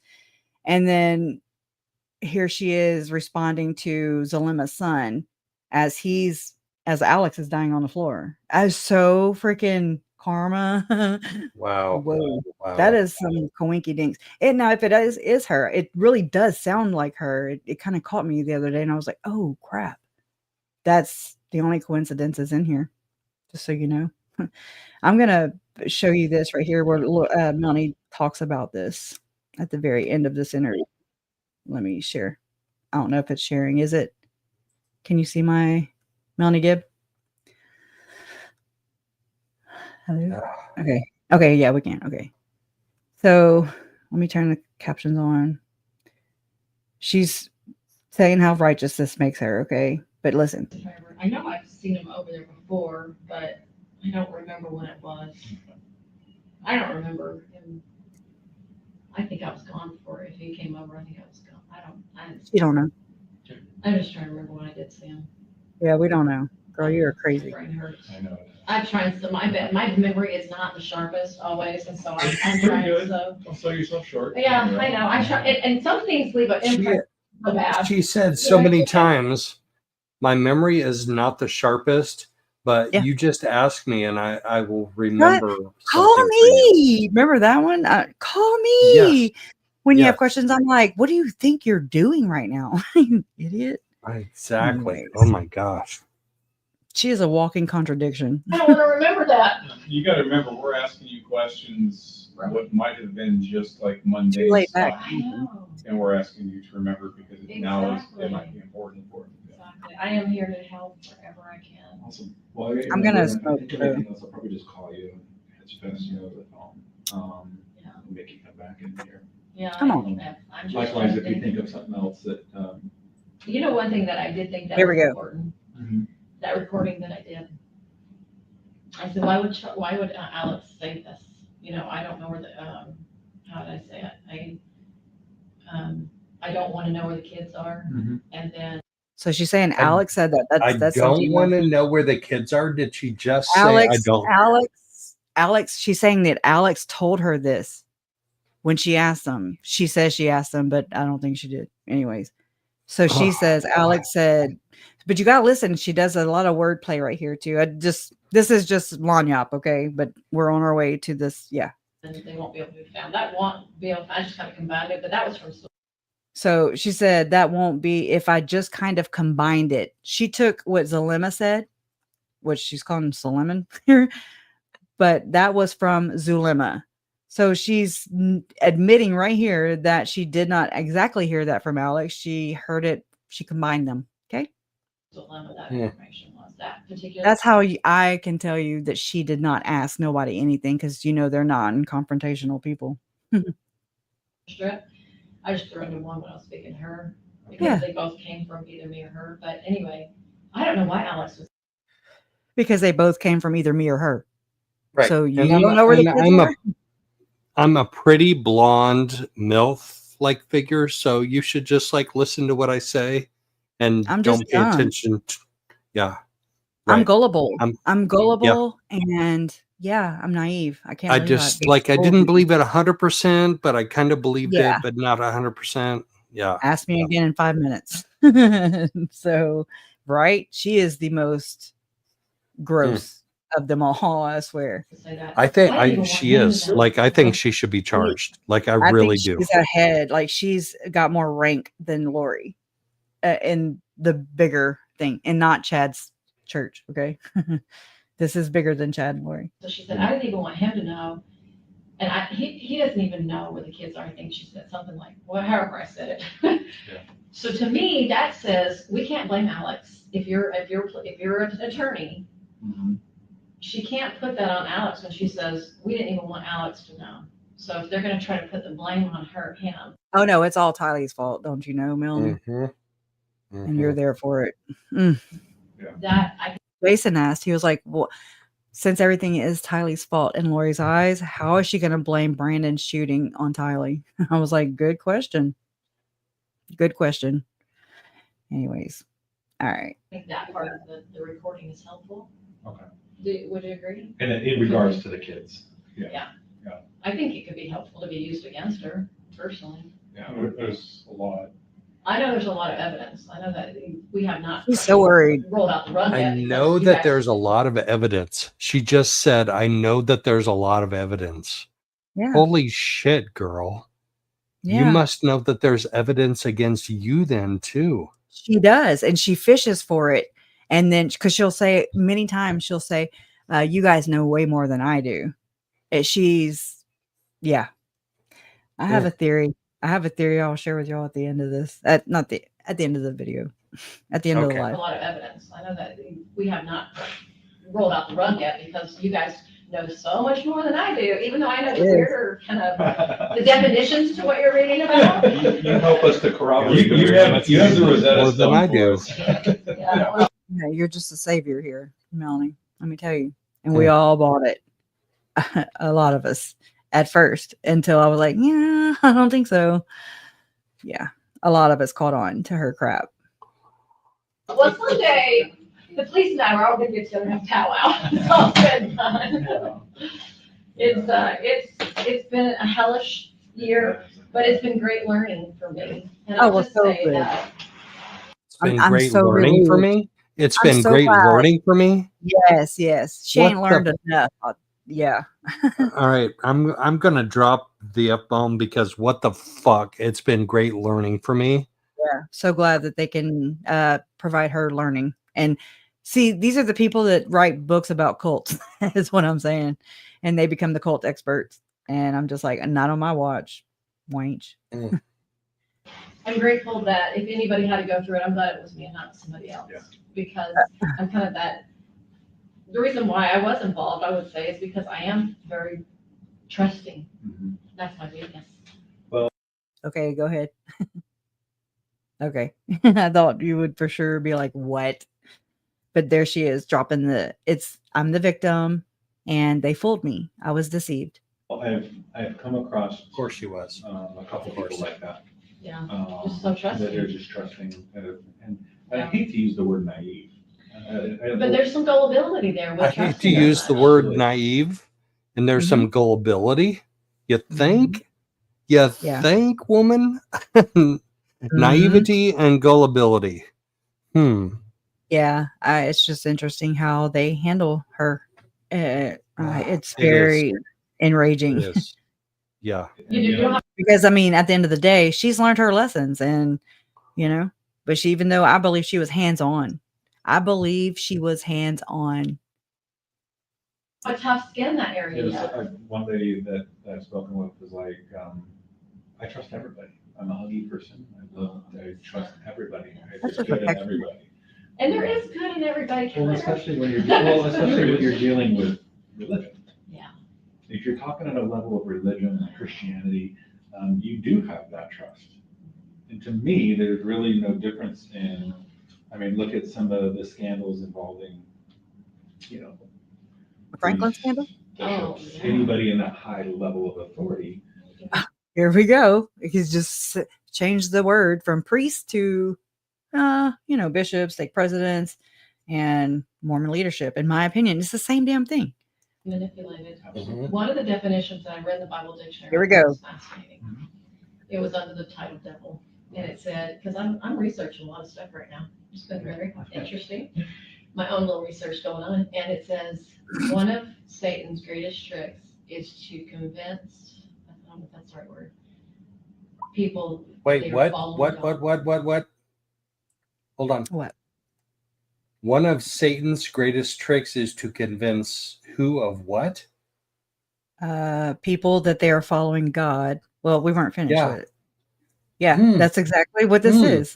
Okay. I don't know if that's the right word. Wait, let me. Interesting. My own little research going on. And it says, one of Satan's greatest tricks is to convince, I don't know if that's the right word, people that they are following God when they're not. Yes. When you think about Exactly. Yeah. You stupid C word. Yeah. Yeah. Everybody fill in the blank. all the other religions, and I would just say in general, people, how many people have killed people in the name of religion? I'm just saying. Just I'm just saying. Gone in I'm and just raped saying. people, villages, Going in and great people, villages. right? In the name of God. Wars That are is part one. of a religion. You know what? Yeah, wars are part of religion. So this is just a version of thinking they're these great people, and they still do because they're not remorseful yet. Somebody hold a mirror up to this wild woman here. Who's not remorseful? Who is Right. not remorseful? People who are Is not ever Melanie remorseful? Yeah, no, she's not. No. Oh, fuck. They're still in this cloud, and I'm hoping that bubble is going to pop one day. And I never want to speak to them until that bubble pops and go, "Do you know how much he deceived you? You killed your kids, girl, or he killed them, or Alex killed them, or something." But she's involved. And you and David, in my opinion, allegedly. I feel like all three of them were involved. Wait, let me go back. Or he killed them, or Alex killed them, or something. But she's involved. I feel like all three of them were involved, and I'm just. You need to. You need some serious prayers, girl. You need some help. Like, it's gonna be a rude awakening. You that hope. day. You hope. It's going to be a rude awakening. You hope. Hope she gets that before she dies. There hasn't You been. hope that For she Melanie gets Gibb, though, there has not been a rude awakening for Melanie Gibb. And Exactly. I know that there are people out there that want a rude awakening for her. Like, I'm one of them. I'm the first in line. I her just interview with Nate was just like disgusting to disgusting. me. Not on Yes. Nate's part, but on her No. part. But I'm telling you right now that the infamous Reddit email is a basic outline of what Nate used to interview her. So it's very interesting how that came out. Then she interviewed in April, at the end of April 2020, and then the kids were found June 9th, 2020. I mean, not a moment too soon. Then I also have the phone call recorded by Sherry Dowdle pulled up. I mean, I just pulled that up because I like to access that thing every now and then, quite often lately. But I mean, where she's basically laying out the Yeah. conspiracy. It was supposed to be a self-defense, no, ma'am. But listen, I'm hoping that she will have that portion powers on. You're really tall, but your sister's pretty tall. what? Your sister's very tall. What? How you know his damn sister? You'll have that portion powers on. You're really tall, but your sister's pretty tall. I mean, the closed caption's not right, but she says your sister's pretty tall. Huh. Yeah. Anyways, so there's that. There's that. There's that. Yeah. But I mean, so she talks, well, she didn't say the Church of the Devil right there, but she wrote a 6-page letter to Avow and talks about how she learned all the things. All right. So it says, let me try and skip down to the secret memo. On July 2nd, 1991, we were presented with a copy of a very sensational memo purported to have been written by a general authority of the Mormon Church. This memo was authored by Glenn L. Pace, second counselor in the presiding bishopric of the church. You know what? I'm going to pull this up because instead of me just reading from my phone like I'm doing, hold on. Just give me a minute here. And got it. It is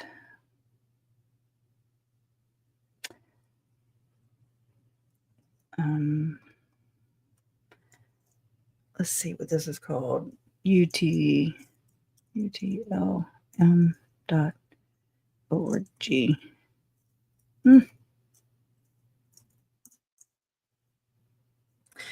Okay, you want to talk or something? And maybe some questions?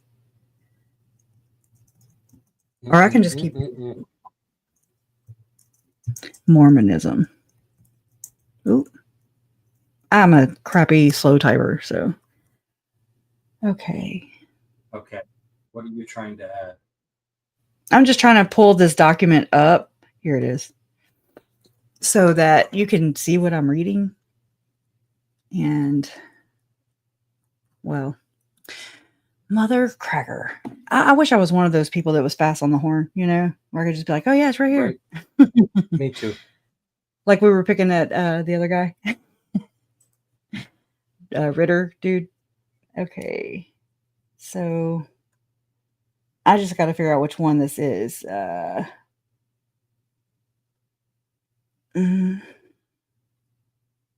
UTLM.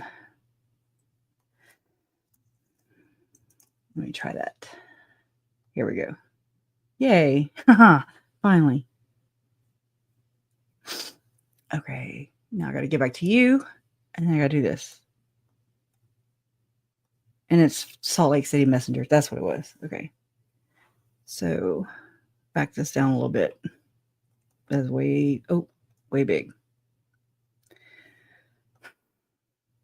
All right. So, and I'm on page 3.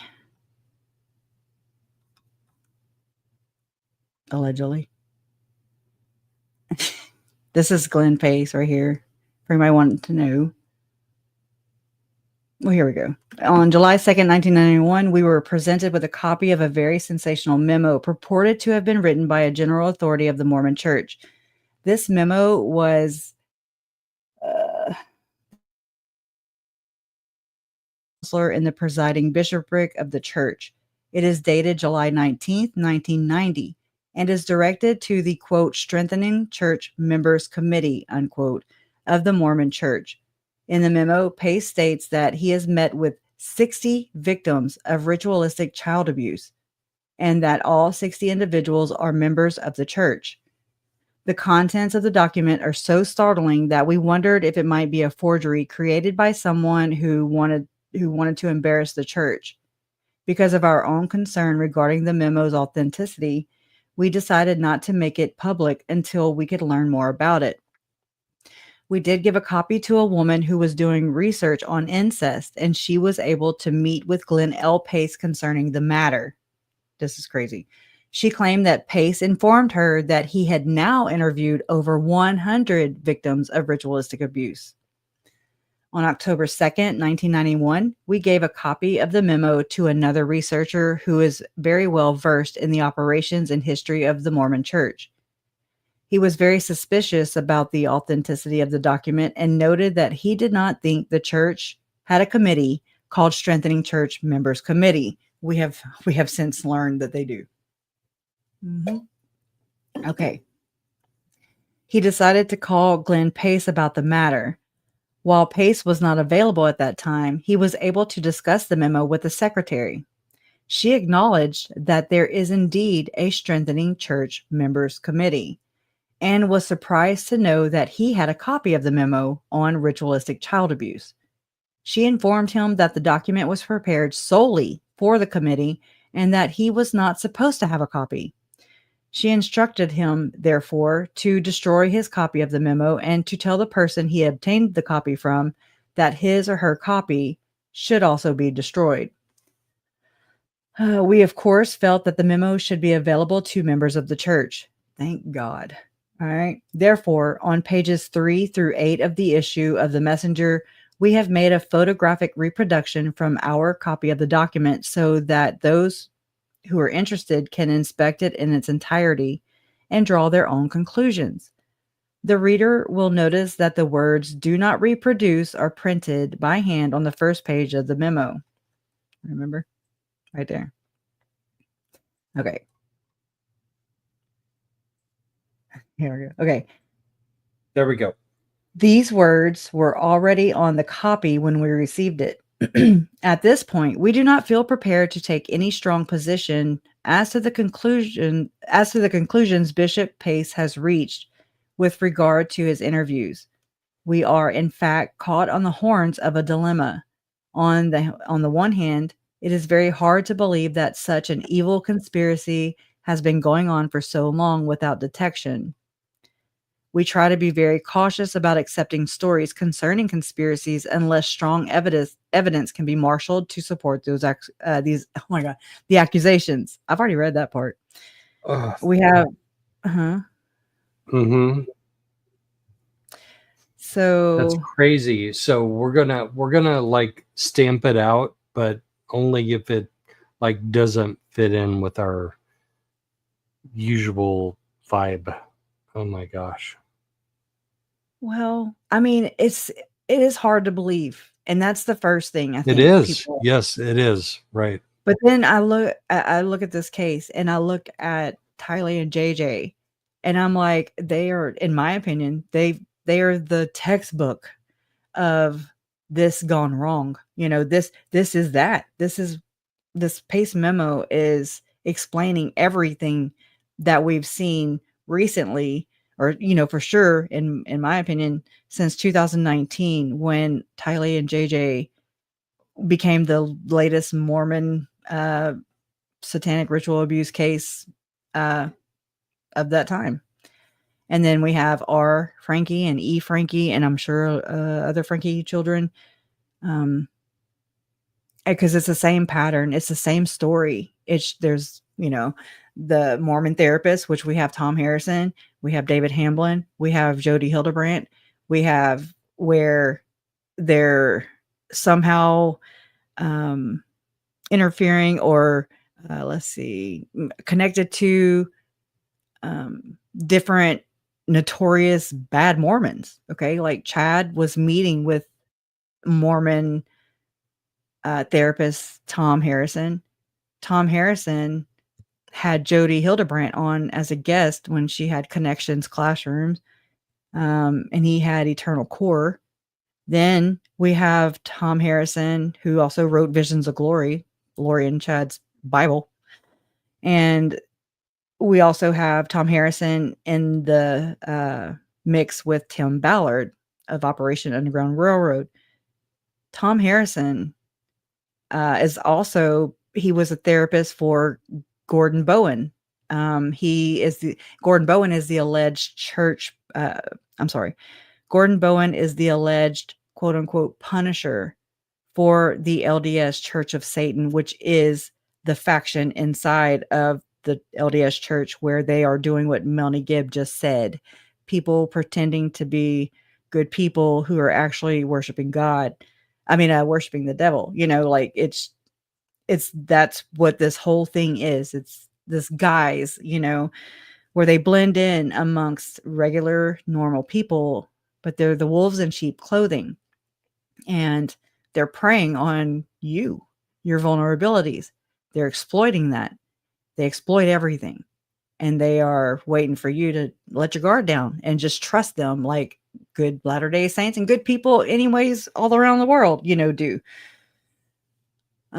We like to believe that there are good in people, but sometimes that comes at a great cost, and then you're in this toxic environment where you're to go to your bishop. Okay. You're to go and confess these things that have happened to you. And then they tell you to forgive and forget, and they don't contact authorities. And if by chance you happen to anywhere in the case, when you're reporting these kind of allegations, then it is intercepted by the church's law firm, their favorite law firm, Curtin McConkie. Curtin McConkie would then allegedly contact the victim, offer perhaps allegedly a settlement, and then they require you sign an NDA, which is a non-disclosure agreement. And then you're to never talk about it. So they pay for your silence in a lot of these cases, in my opinion, allegedly. So it's just this conundrum that is just facilitating all these perps, I mean, this happens in the Catholic Church. Yes. Why though?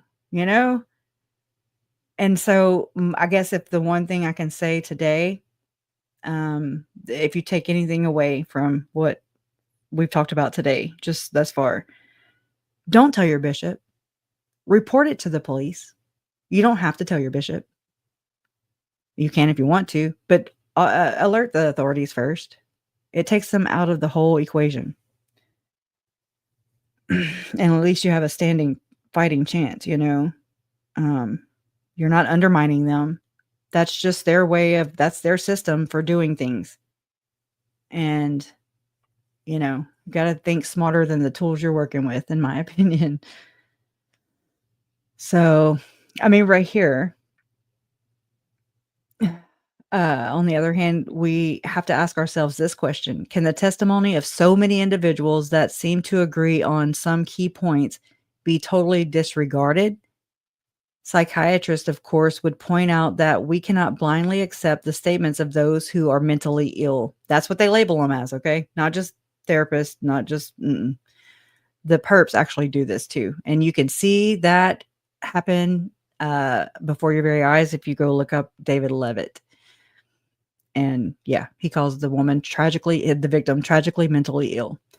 So, because they sometimes have a difficult time separating reality from fantasy. Oh, where's my Aunt Lori's picture? Okay. Since Glenn Pace presents only a general overview of the problem in his report to the committee, it is difficult to really evaluate his conclusions. It is reported that there is a 40-page report which would throw more light on the issue. Unfortunately, however, it is not available to the public. In any case, if Pace has correctly read the situation and a satanic group like he envisions is functioning within the Mormon Church, it would have to be one of the most diabolical conspiracies in existence today. Yeah. Yeah, it would have. Yeah, it would have. It would have to be. Agreed. Yeah. Right. It's this is important. Bishop Pace strongly believes that, quote, these activities are real and cannot be ignored, unquote, and states that, quote, the church needs to consider the seriousness of these problems, unquote. Even though Pace goes so far as to charge, that means accuse or call out or, that, quote, bishops, a patriarch, a stake president, temple workers, and members of the tabernacle choir, unquote, may be involved, and that, quote, sometimes the abuse has taken place in our own meeting houses. Not members of the Mormon Tabernacle Choir. No, not that. This part right here where it says the abuse has taken place in our own meeting houses. I think people need to remember the interview that Heather Daybell, she is Chad Daybell's sister-in-law, married to Matt Daybell. She recalled on the stand also that she would see Chad's vehicle parked at the church property, in the parking lot when no services were happening. Another person that testifies to it but doesn't really realize he is Joseph Murray. That's Chad Daybell's son-in-law. So, I mean, Chad was doing what you're not supposed to do. He says he was going to the church or whatever to write, but he also would go to BYUI for that. And this is just something, this is rumor has it. Okay, Miss Lori Vallow Daybell, and her rumor has it. So this is just a rumor that I'm about to tell you. And I've shared it before. Don't know how to prove it unless Ian Pulowski, comes right here and sets me straight. It was said it isn't a. We got you. Hold on. We got you, Ian. Well, this is a safe space. You can come here and you can tell your story, and this is a safe space.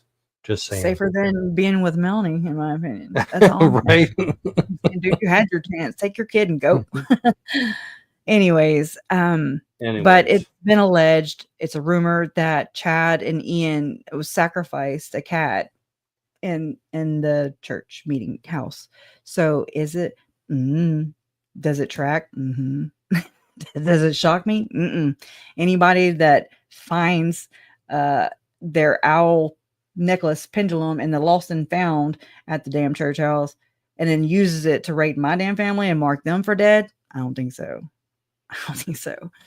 So it's not a far fetch, and then to know and have a glimpse into such profound text messages between the members of this group. Just talk so nonchalantly, pun intended, about about my family's lives and just innocent people, period. And then as long as Melanie Gibb learned something from it, then, it was all worth it, right? It's better that one man shall perish for the greater good. Or I will mess that up. I did.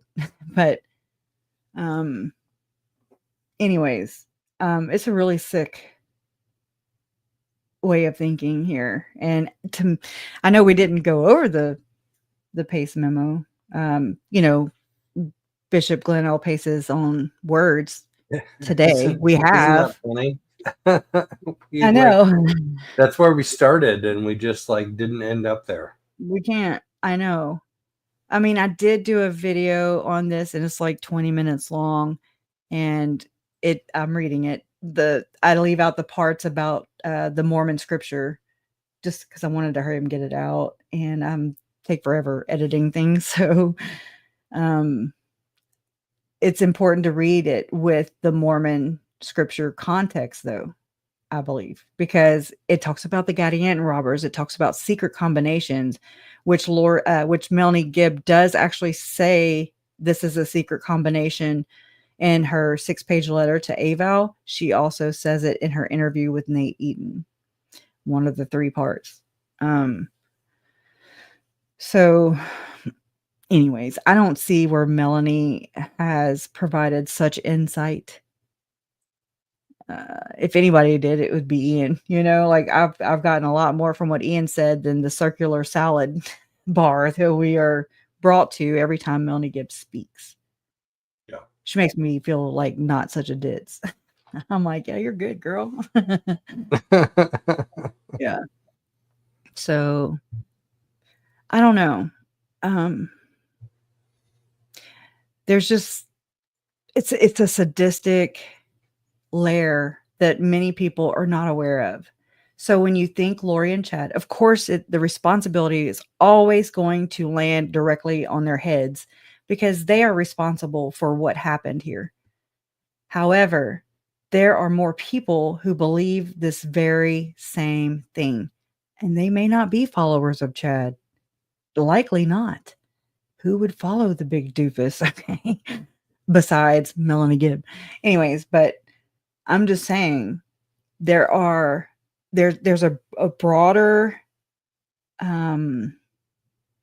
community of like-minded believers. Visions of glory may have some followers that may not be involved in multiple murders. Yeah. I've read it. I've not been involved in multiple murders. What? No way. I don't believe it. Because I've had to. I've got 2 copies. Oh, I swear. I've never witnessed a satanic ritual sacrifice. Remember in the Pace Memo, they've witnessed like 45 people of the 60 had witnessed human sacrifice before, and I was like, whoa. Well, he interviewed 60, and he said I should have interviewed like twice that number, but I had to pace myself. Right? And yeah, Pace had to pace. But just now reading that part right there from the oh, it's up there. Well, the researcher who did talk to Pace after this Pace, after this was written, he had admitted to interviewing 100 of, total victims or alleged victims, I have to say. There's a lot of this going on. I just want you to know, anybody here who is an actual victim of satanic ritual abuse, I'm so sorry. I'm so sorry. And just know that you're safe here anytime with me. I will go to bat for you. And that is also a pun intended, but I will. I mean, this bothers me. Both. We got them. We got them. We got the bit. We're going to get the bitches some more. Yep. You're around. But, and if anybody has a story or, anything they want to share, I know I'm here. And if you don't want me to do it, I'm sure you wouldn't turn anybody down. So I just want people to feel safe and like they can open up and share it, because holding it in and not sharing it, you're holding their secrets, and they're winning, because their intimidation or whatever, it's painful. I mean, I can't imagine, but Lori, I mean, this is so, I've not had a basis for all this stuff either. Like MK Ultra, I'm like, oh my God, that is some weird shit. I'm not about to even look in that. And I'm like, I kind of had to, I don't know it all, but I know enough to know that Lori really fits the description of someone who has been SRA'd. The compartmentalization, it's just like whatever part, which whenever a perpetrator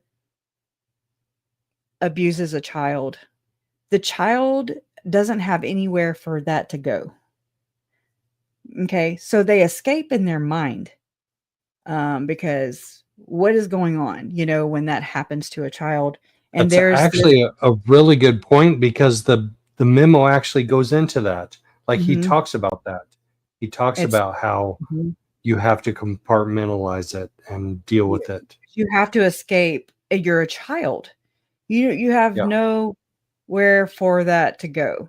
And I can say that because this has happened to me, not in the LDS context, but in the holy crap, they're everywhere, you know. And so a lot of people think that they're pedophiles. This is true for some, but for most of these people, this is just their way of infiltrating, in my opinion. This is their way of raping the child's soul.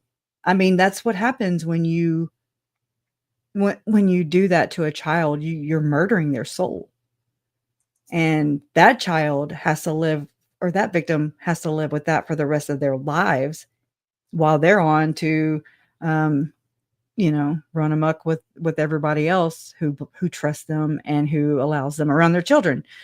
So, but what happens is, the child, what do you call it? Dissociates is what it is. And David Hamblin, okay, the guy who's accused by his daughters, all four at points in time. Some of them are like, one daughter will be like, no, they'll back away, but then another one will kind of push the issue. And I mean, they've been doing this since in the 1990s. It's never been brought to court. I've watched it get dismissed before my very eyes. For real? Yes. Oh my God. This is a systemic issue also, because I mean, here we are, and we have a lot of politicians who maybe they don't participate in this. It's basically like Diddy, okay, except this is the Mormon version of it. If anybody knows what I'm saying. I love that. I love that. I studied that just so I could know, like, what does this look like somewhere else? What does it look like with Epstein? What does it look like? And What's then the Mormon P. Diddy look like? this is the Mormon pillar, or the Mormon version of the same thing. It's the same Mormon Diddy, yeah, Moroni. But so Diddy uses, or allegedly used, hip hop. Do you want to be a star? And whereas Mormonism, and I'm talking about Tim Ballard allegedly, and I'm talking about Chad Daybell and Julie Rowe, even, who have used the same pickup line as do you want to be an I think we exalted were being? married. Do you want to be a god? We were married before in a past life. Yes. That is code word for you better run, because you are about to go into some, you getting got. Okay, so get out of there, and then tell somebody, call the police, do whatever. Just don't. Okay. So that's what this is. And I mean, so let's say Diddy allegedly uses, hey, I can make you a star, whereas Tim allegedly uses, Chad used, I think we were married before in a past life. It's the same thing, just different vehicle. So do they believe it? I don't know. They don't matter to me. They believed it enough to kill people for it. So I'm just going to take that as my evidence of they believe it enough, or they use it to manipulate people. Either way, it's just as deadly. So it doesn't matter if they believe it or not. They use it and they still use it today. Lori, I mean, you can tell, like, whenever Lori was questioning Serena Sharp, one of the 7 gatherers, and she said, Lori was like, did you take an oath when you came in here? And I was like, oh shit. Right? I was here for it. And she made, who did you swear to? God. I mean, she looked like she was about to wet her pants if she didn't already, Serena. And so after a while, I was like, oh my God, I think Lori just threatened her. It sounds to me like the manipulation of, hey girl, you went through the same damn temple ceremony as I did. What'd you do in the temple? You took an oath, right? Shut your damn mouth, basically. Yep. It's a vow. It's an oath. And to me, it was a threat, a veiled threat, if you will. It was. Totally was. Yeah. So see, yeah, okay. Pokemon 0730 says it sounded like threats. I feel like it was. And I think that's what it meant. I really do. Mormonese, man. Mormonology 101. Okay. Or 144. We'll say 144. Anyways, and I mean, I just have had to open my mind, where I'm just like, I'm not going to let people tell me what I can and can't research, what I can and cannot consider. Why? Okay. It doesn't bring them back no matter what. I'm not accusing anybody of anything. I'm just taking the evidence, whether it be by mouth, things they've said. I mean, that's what nailed her in this conviction were the things that she said. And I knew it. It was Ned before we got rid of him. Bam. Okay. Gotcha. Okay.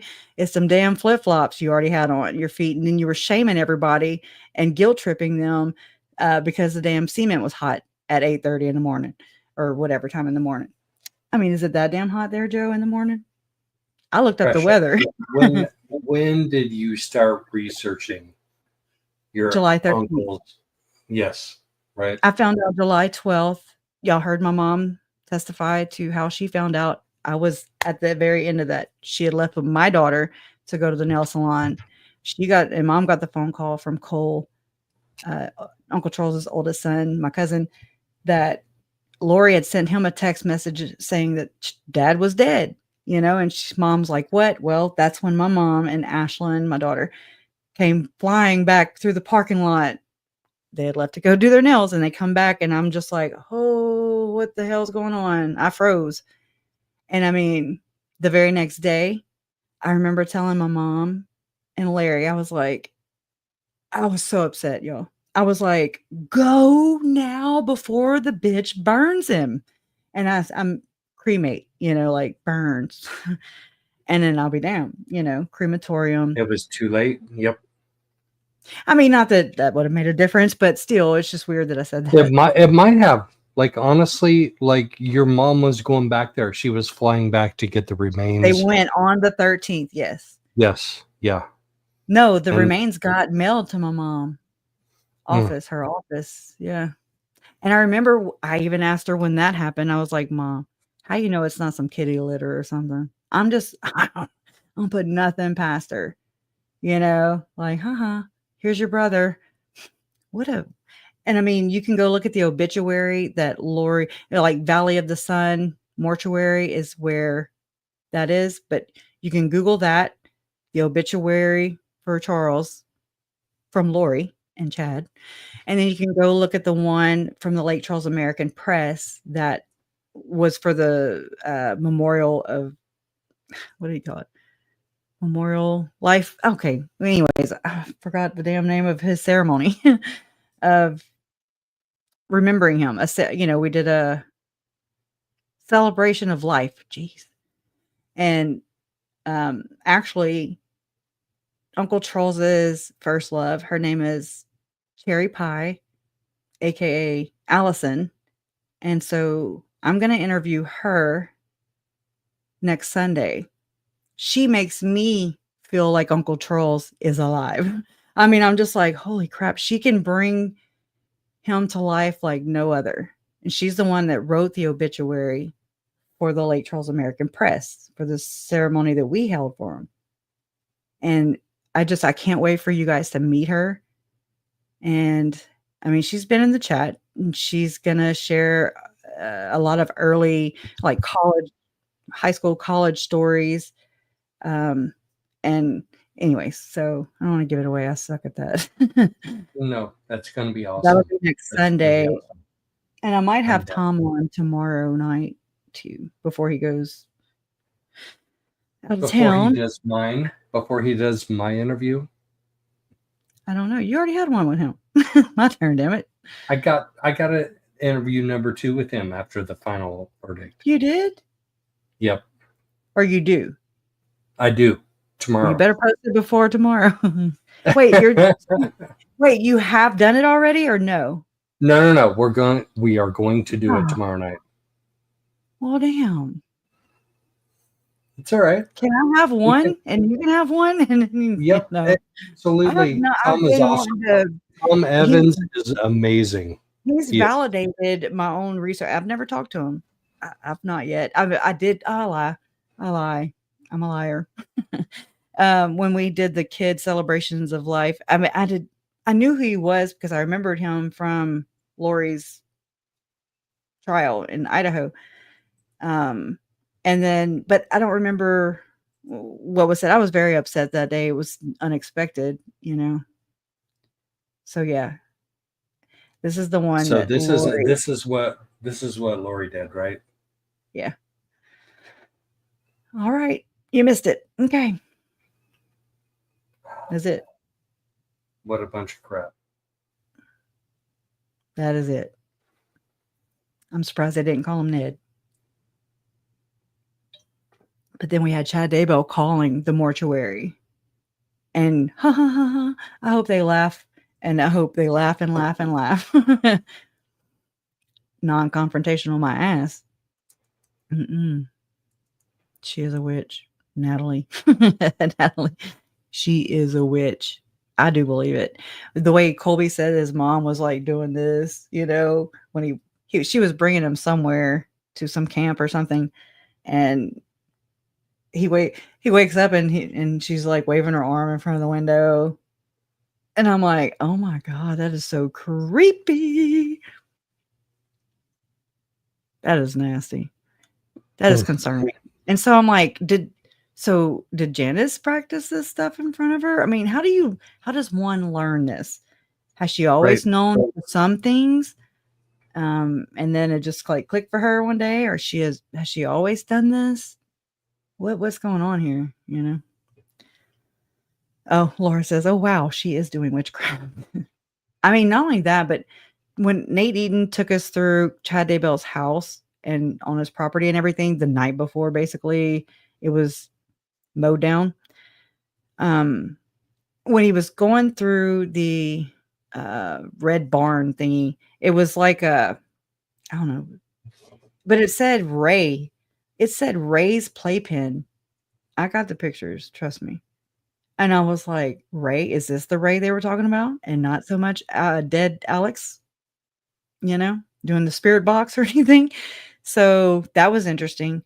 And then right as Nate was about to walk out, you know, to go onto the property, there was this saying that I immediately Googled whenever. I'm like, oh yeah, okay. And it was something about a calf. I don't know it right now off the top of my head, but this is calf heaven or something like that. I Googled it and it took me to the arcana, which I don't even know how to describe it because I'm not a scholar. Okay.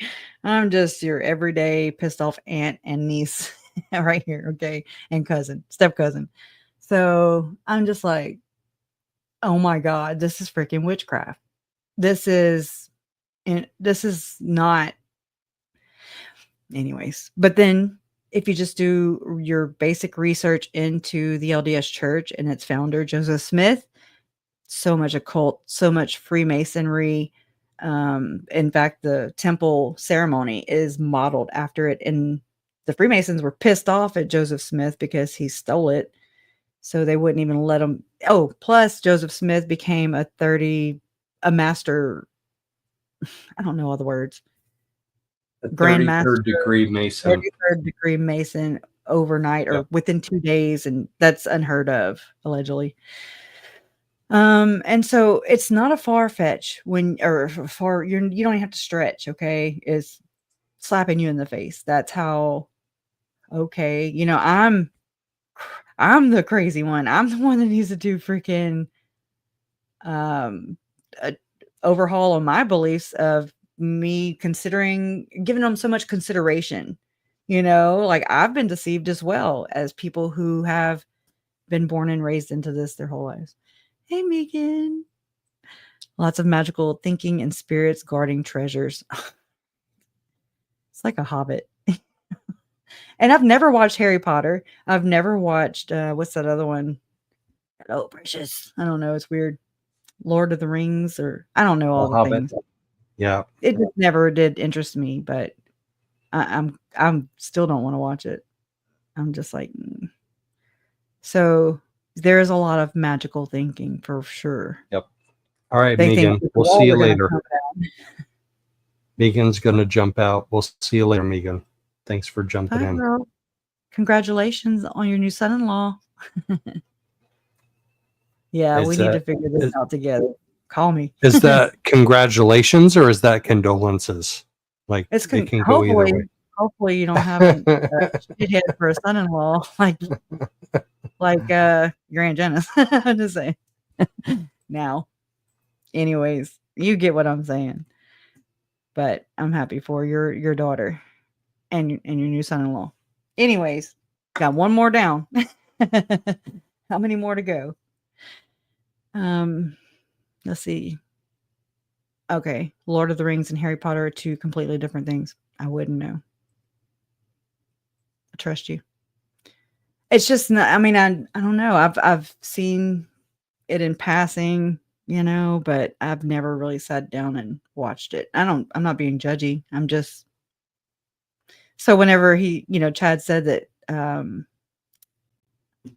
under the stairs or whatever that comment was, I mean, I knew that was something, but I don't know who the character's name. I don't know who the character is. Yeah, Lori wants to know what the jury thought of her. Does Lori even realize people look at her in a bad light and what they really think of her?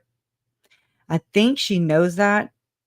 I mean, that's why I see a lot of I say these people like Ruby, Frankie's sister, Bonnie, Holeen.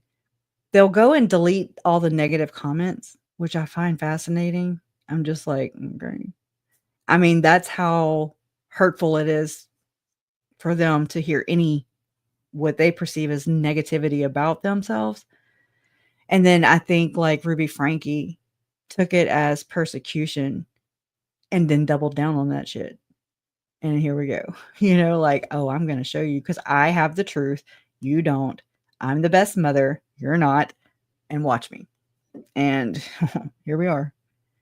That's just one for instance. It's like creating narcissists, in my opinion, or worse. It really does. It's like a breeding ground for it. Oh, good, Rhonda. I've learned so much from you too, girl. Yeah. Well, I mean, even in the doctrine, Madly in Love with Jesus says, okay, and when Ian turned over the outline of the alleged doctrine of Chad and Lori, one of the things was about Harry Potter that, and I suck today with quoting things, but something along the lines of everything in Harry Potter is real, or the magic, or I don't know, the spells are real. Anything you believe, anything you can imagine is real. That's one of them. The slug, the zombie stuff. Yeah. That's crazy. Vibrations, which does go into reincarnation. It turns out I've been reading some documents that have been declassified from the CIA's website. Anyways, and it's very much this and that. I mean, it's the same thing. And so Melanie Pulowski was also bragging and talking a lot about, obsessed with, I'll say, with portaling. And so that's what this was. This was another motive for Lori to get rid of Charles. He was blocking her gifts, so to speak. She thought they were gifts. She's never had a near-death experience. It's called astral traveling. It's called remote viewing. And go check it out on the government website. Okay, it's weird. I get it. But I mean, it tracks with everything else. It tracks with Julie Rowe, Tom Harrison. If you follow the channel Wordwise Kit, she is a fictional author, or she analyzes it, like she can break it down. So she's taken all of Chad Daybell's books, she's read them in a very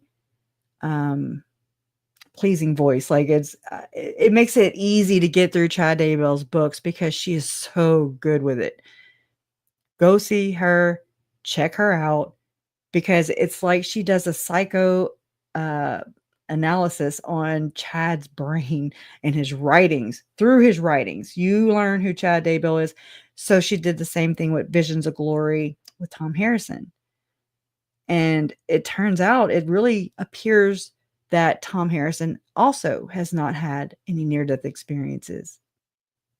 So allegedly, we'll just say allegedly.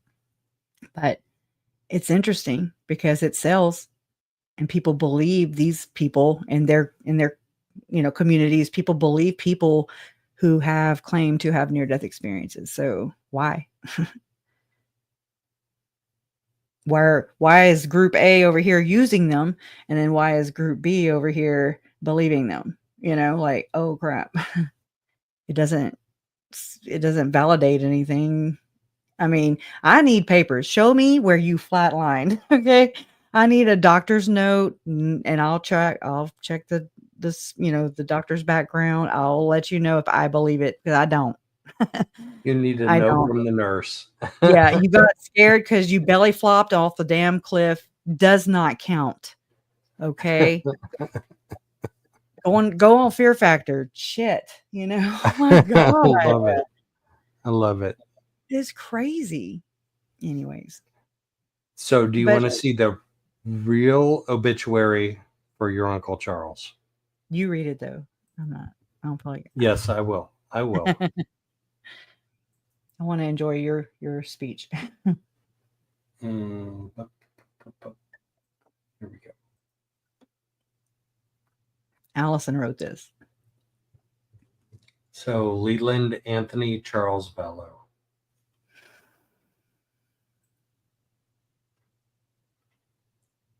The life of Charles Vallow was suddenly taken far too early at the age of 62 on July 11, 2019 in Chandler, Arizona. Mm-hmm. Charles was born August 17th, 1956. He was a loving father to sons Cole, Zach, and Joshua JJ, and a loving stepfather to Tylee.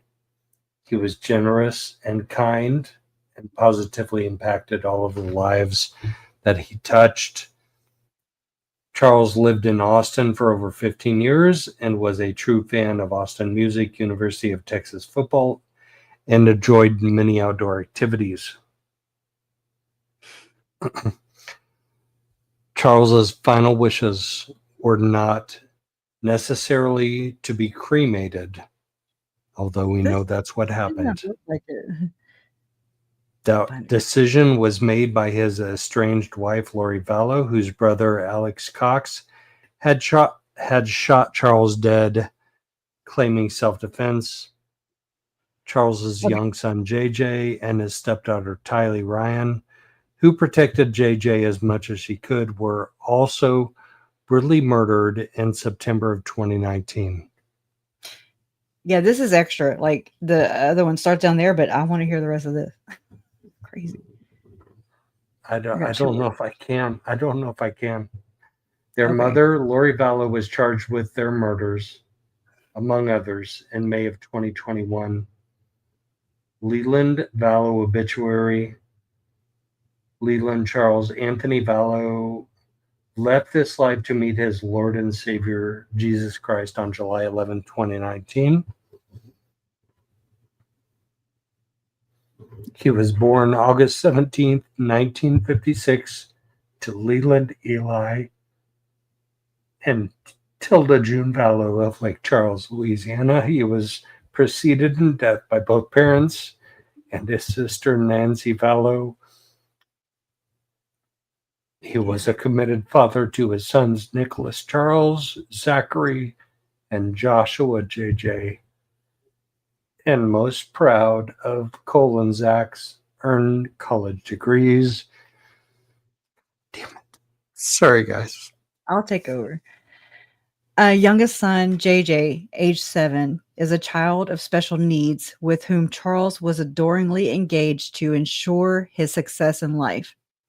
As a brother, he positively impacted all our lives, going far beyond the call of duty and expecting nothing in return. We will cherish him forever.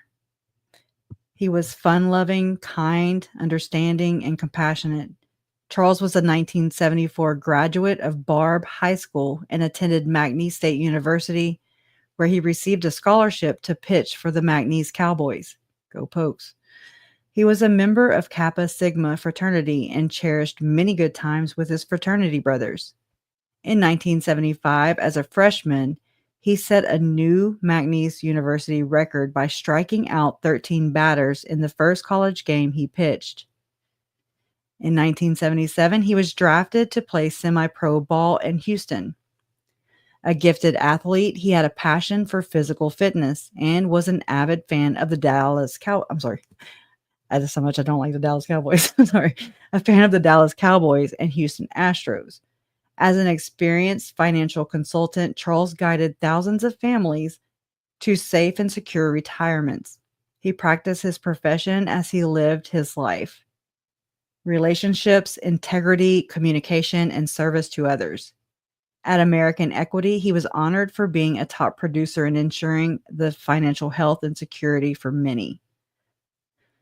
Left to cherish his memory are his 3 sons, Nicholas Charles Vallow of Dallas, Texas, Zachary Chase Vallow of Austin, Texas, Joshua Jackson Vallow of Phoenix, Arizona, and siblings Teresa Asanto John of Liberty City, Texas, Aunt Susan McCauley of Lake Charles, Louisiana, Jerry Vallow and Aunt Melanie of Spring, Texas, Kay Woodcock and Larry of Lake Charles, and Robert, Bobby, Vallow and Christine of Arno.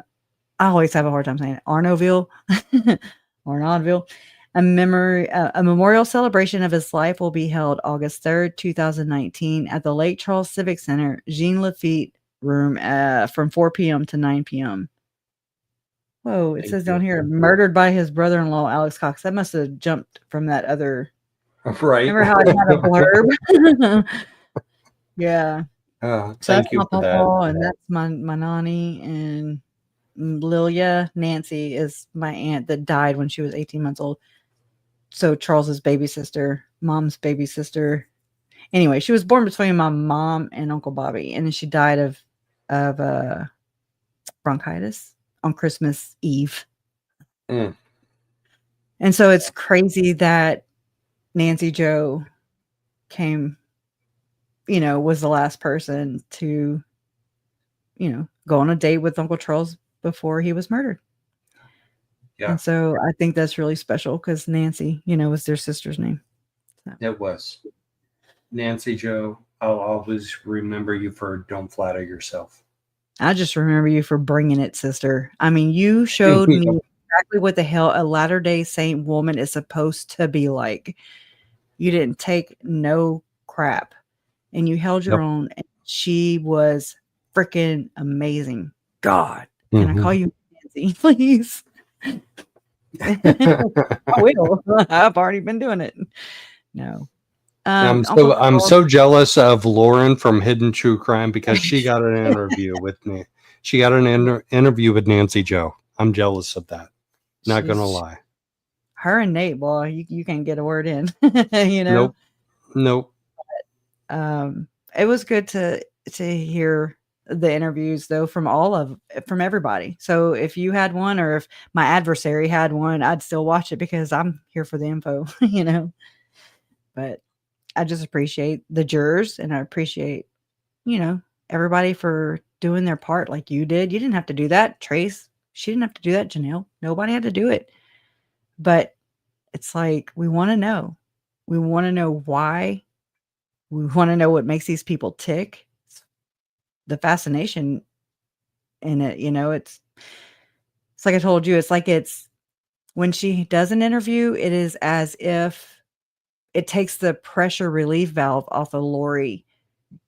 And so she gets to let out that steam and, stroke her ego by going outside of the judicial system where she would have to testify on the stand and be, questioned by the state. We have a lot of questions. And so she's bypassing that in a way, essentially, in my opinion, by doing these interviews. So while I'm grateful for them, I also don't want to see her, but I know that the information that does come out and is revealed, it usually damns her anyway. So, I'm torn because Do I want to hear from her? No. I think she needs to fade off into the abyss where she came from. But I also want to know, it's very polarizing. So I appreciate it, but I also, can we just hold her accountable? And where she has to testify on record in a court of law, you know? And are these interviews providing that? You know, I will never know the answer to that, but you know, just that's the one thing that struck me. Yeah. That's a tough one. It It's is. tough. Yeah. Yeah. So I appreciate you though. I know we still appreciate you didn't too. even get Right? to it. We didn't even get into the memo. Like, We're just job security, man. Job security. But no, I mean, I really like this. I like how we do it because we walk through it and it's like, well, when am I going to have the opportunity to present where this may be relevant or that may be relevant? It's all pieces to a puzzle that's incomplete, you know? And it's hard working with freaking convicted killers who aren't exactly truth tellers. Right. Right. Not even to themselves. Exactly. So Nope. I don't know. I think it's what a family does, you know, to people who have become victims of these kind of crimes of murder. And, you know, it's our job. That's what we're here to do. So I like to think of you as my family now. Like that's how I think of you. Come on. I didn't know we were right? anything Is that a good thing or a bad thing? Like I thought we already were. You know, I mean, that's the same way I feel about me. And I know my family, I say my family, your family, our family, you know, I mean, families, which it's who you love. It's the people. It's who we work it out together with. It's who we bond with and who we work it out together with. And we're going to work this out, you and me. We're going to work it out. Yeah. So one century or another. Right. I'm here for it. I've got nothing but time, you know? I used to think that I had a deadline. Each trial that would come up, I would just be like, oh my God. I got, you know, because like you have to strike, in my mind, in this arena, you have to strike while the iron's hot, so to speak. And whenever the trial is over, no matter which one, pick one, attention goes away. You know, so that's, to me, that's less people that can possibly know at least the research that I'm doing that I believe is the truth, more of the truth. You know, I'm not saying it is Bible or anything, or So you have to buy it. there are gonna be 150 or 200 less people that see the truth about the research that you have created or dug up. And I'm just trying to piece it together. It's a concerted effort because I find so many relevant points or pieces of the puzzle in everybody's comments. I do. Y'all, I mean, try and get past us. She tried getting past us with the damn flip-flops. we thought the state already forgot about it, you know, or didn't know. We're like, what? And then the state brought it up. I saw your slides. I saw your slides, girl. I saw them. I saw those slides. You did? Are you looking at my stuff? Yep, I saw your slides. I was looking for the video. Those were Lori's slides. Lori at Walgreens with the slides. That's a those slides. I thought you were watching me scroll right here. Oh, no. Peeping Tom.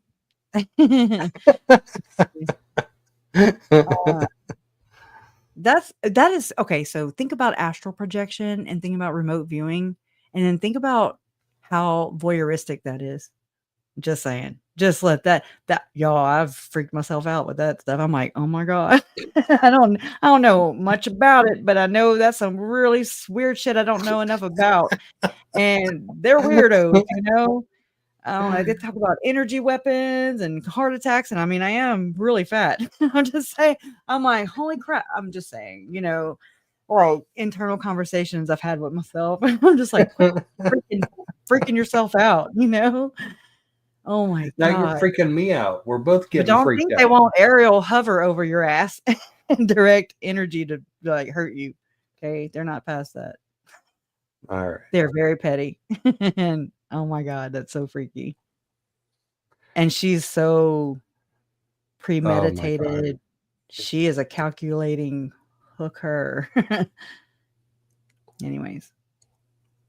All right, we're ready to wrap this up for the night, and then we got another one. Like, we didn't even get into the memo. Like, how did we not get into the memo, girl? If anybody's just dying to just hear the memo, I mean, there are a lot of people that have shared it, myself included. Okay. And so I don't have it right here on hand, but you know, like I said, I did a video about 20 minutes or so, and there's this part that Larry, hello, sweet Melanie. Anyways, so I just kind of try to do it to where it, for people who don't put the two things together, like, oh, Tylee and JJ could be considered satanic ritual abused children. Okay. And so sometimes you just kind of put the two concepts together for people, and then they're like, oh my God, you know? And I mean, sometimes it's just that way. And I mean, again, I'm not saying this is the know all be all. This is the answer. I'm just saying it really is plausible and it tracks. And if not for them, then to turn and look the other direction and pretend like I didn't see it is just to silence another victim. And I'm not down for that. I'm not down for silencing people. So especially not your family members. We're not going to silence them. Possibly. They've been silenced. And so again, like I said, you know, like I cannot prove without a benefit of what is it? Without what is it a juror has to do? Reasonable doubt. Yes, proof beyond a reasonable doubt. Yeah, I can't do that for you. This is just my research, and then I'm sharing with you. You can make your own decisions like a big adult. Okay. I'm not so much of a follower, it turns out. Right. And I'm Kresha, glad. thank you so much. Thank you so much for spending time with me. Thank you for having me. My community. Love your community. A community is me, whatever. Okay, I really need to just go to bed or something. I'm tired. That's right. Me too. All Mi right. casa es su casa is what I'm trying to say, but you know, I can't. Yep. Let's spend some time together soon. Right? Yeah. Let's figure it out. Oh, here, we'll leave on this note. I got to share this with you. Okay, I had to push pause. Oh, I didn't. No. Okay. All that, it's so stressful back here, y'all. Y'all have no idea. It's so stressful. Right, Joe? You're supposed to back me up on this. It's stressful. Where is it at? It is. Oh my gosh. Hold on. My computer screen just did. Oh my God, they're here. Oh, and frozen. That is some weird shit that just happened. Nope, not that. No, I hold on. My whole I don't even know what that was. And then I froze. What? That is crazy. Okay, hold on. We got this, girl. We got it. I wish you could see it from my side. That was wild. Okay. Okay. I think it's two. I'm gonna have to like go find what that looked like, and then here we go. Oh my gosh. School that JJ attended, they held This a makes you memorial cry. for JJ. And this happened at the Laurel Institute for Education. It's a school that serves adults and children with behavioral and developmental issues and disabilities. Fox 10's Brian Kay has that story. And to Tylee too. I hope you in the sky. Oh. I hope you say in the angels choir. We were so hopeful that, you know, he was going to be found, he was going to come home. When we received the news that they had found JJ, we just, you know, we lost it. JJ, you were taken from us and this world too soon. We will miss you, but never forget you. Is this the last call for JJ? Rest in heaven, JJ. We will watch over all your friends from here. Now we owe it to JJ to honor him, and now we do need to speak out for him, and we do need to speak out for all that he was and all that we've lost. I miss his smile, I miss his laughter, I miss, our Friday dance parties and just celebrating all of our successes. And he was just a fun boy to be around and just really did love everyone. JJ was a great kid. A lot of times in the work that we do, we kind of prepare ourselves to lose some of our students, but you're never prepared for something like this. And no, JJ deserved a lot better. You are our angel, our darling, our star, and our love will find you wherever you are. I bought that book. We love you, JJ. They all needed to cry. They all needed to honor JJ. And I think they all needed this moment in time to know that it's okay to be sad. And now we can move forward.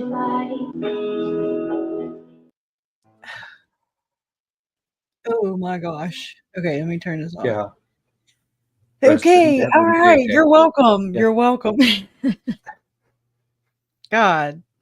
Oh my gosh. I know, and I feel bad because it just really mentions JJ, but I mean, that's always, I always love Tylee. You can't have one without the other. Right. Okay. Not in my heart.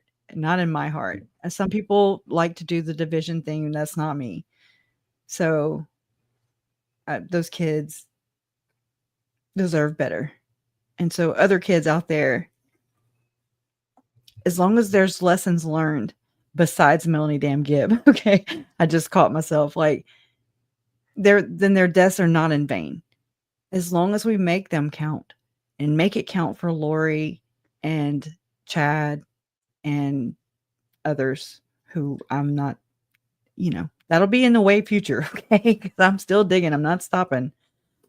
So anyways, it's always about them. Yep. Oh. All right. Okay, We'll hit the I'm memo so again, sorry. right? No, Yeah, we'll hit the memo again. We'll attempt to. Yeah. It's like Mount Everest. We'll attempt to. So, all right. Thank Bye, you, guys. girl. Thank Appreciate you so much. Love always wins. Y'all got to Love see proof always of that wins. in action. Yes. Bye.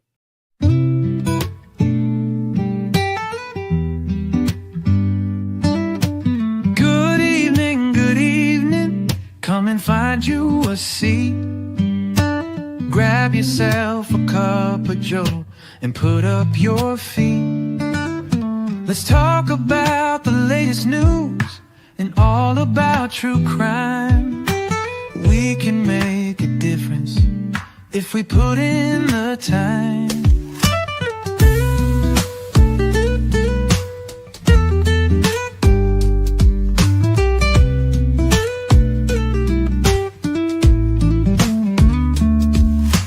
Good evening, come and find you a seat.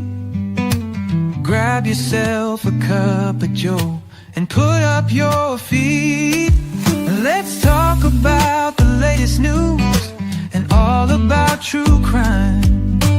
We can make a difference if we put in the time.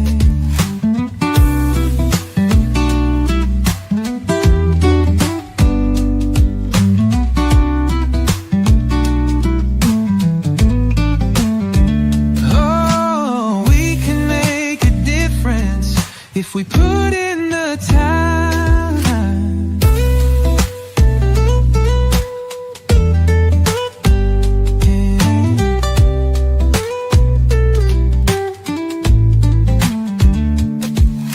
Good evening, come and find you a seat.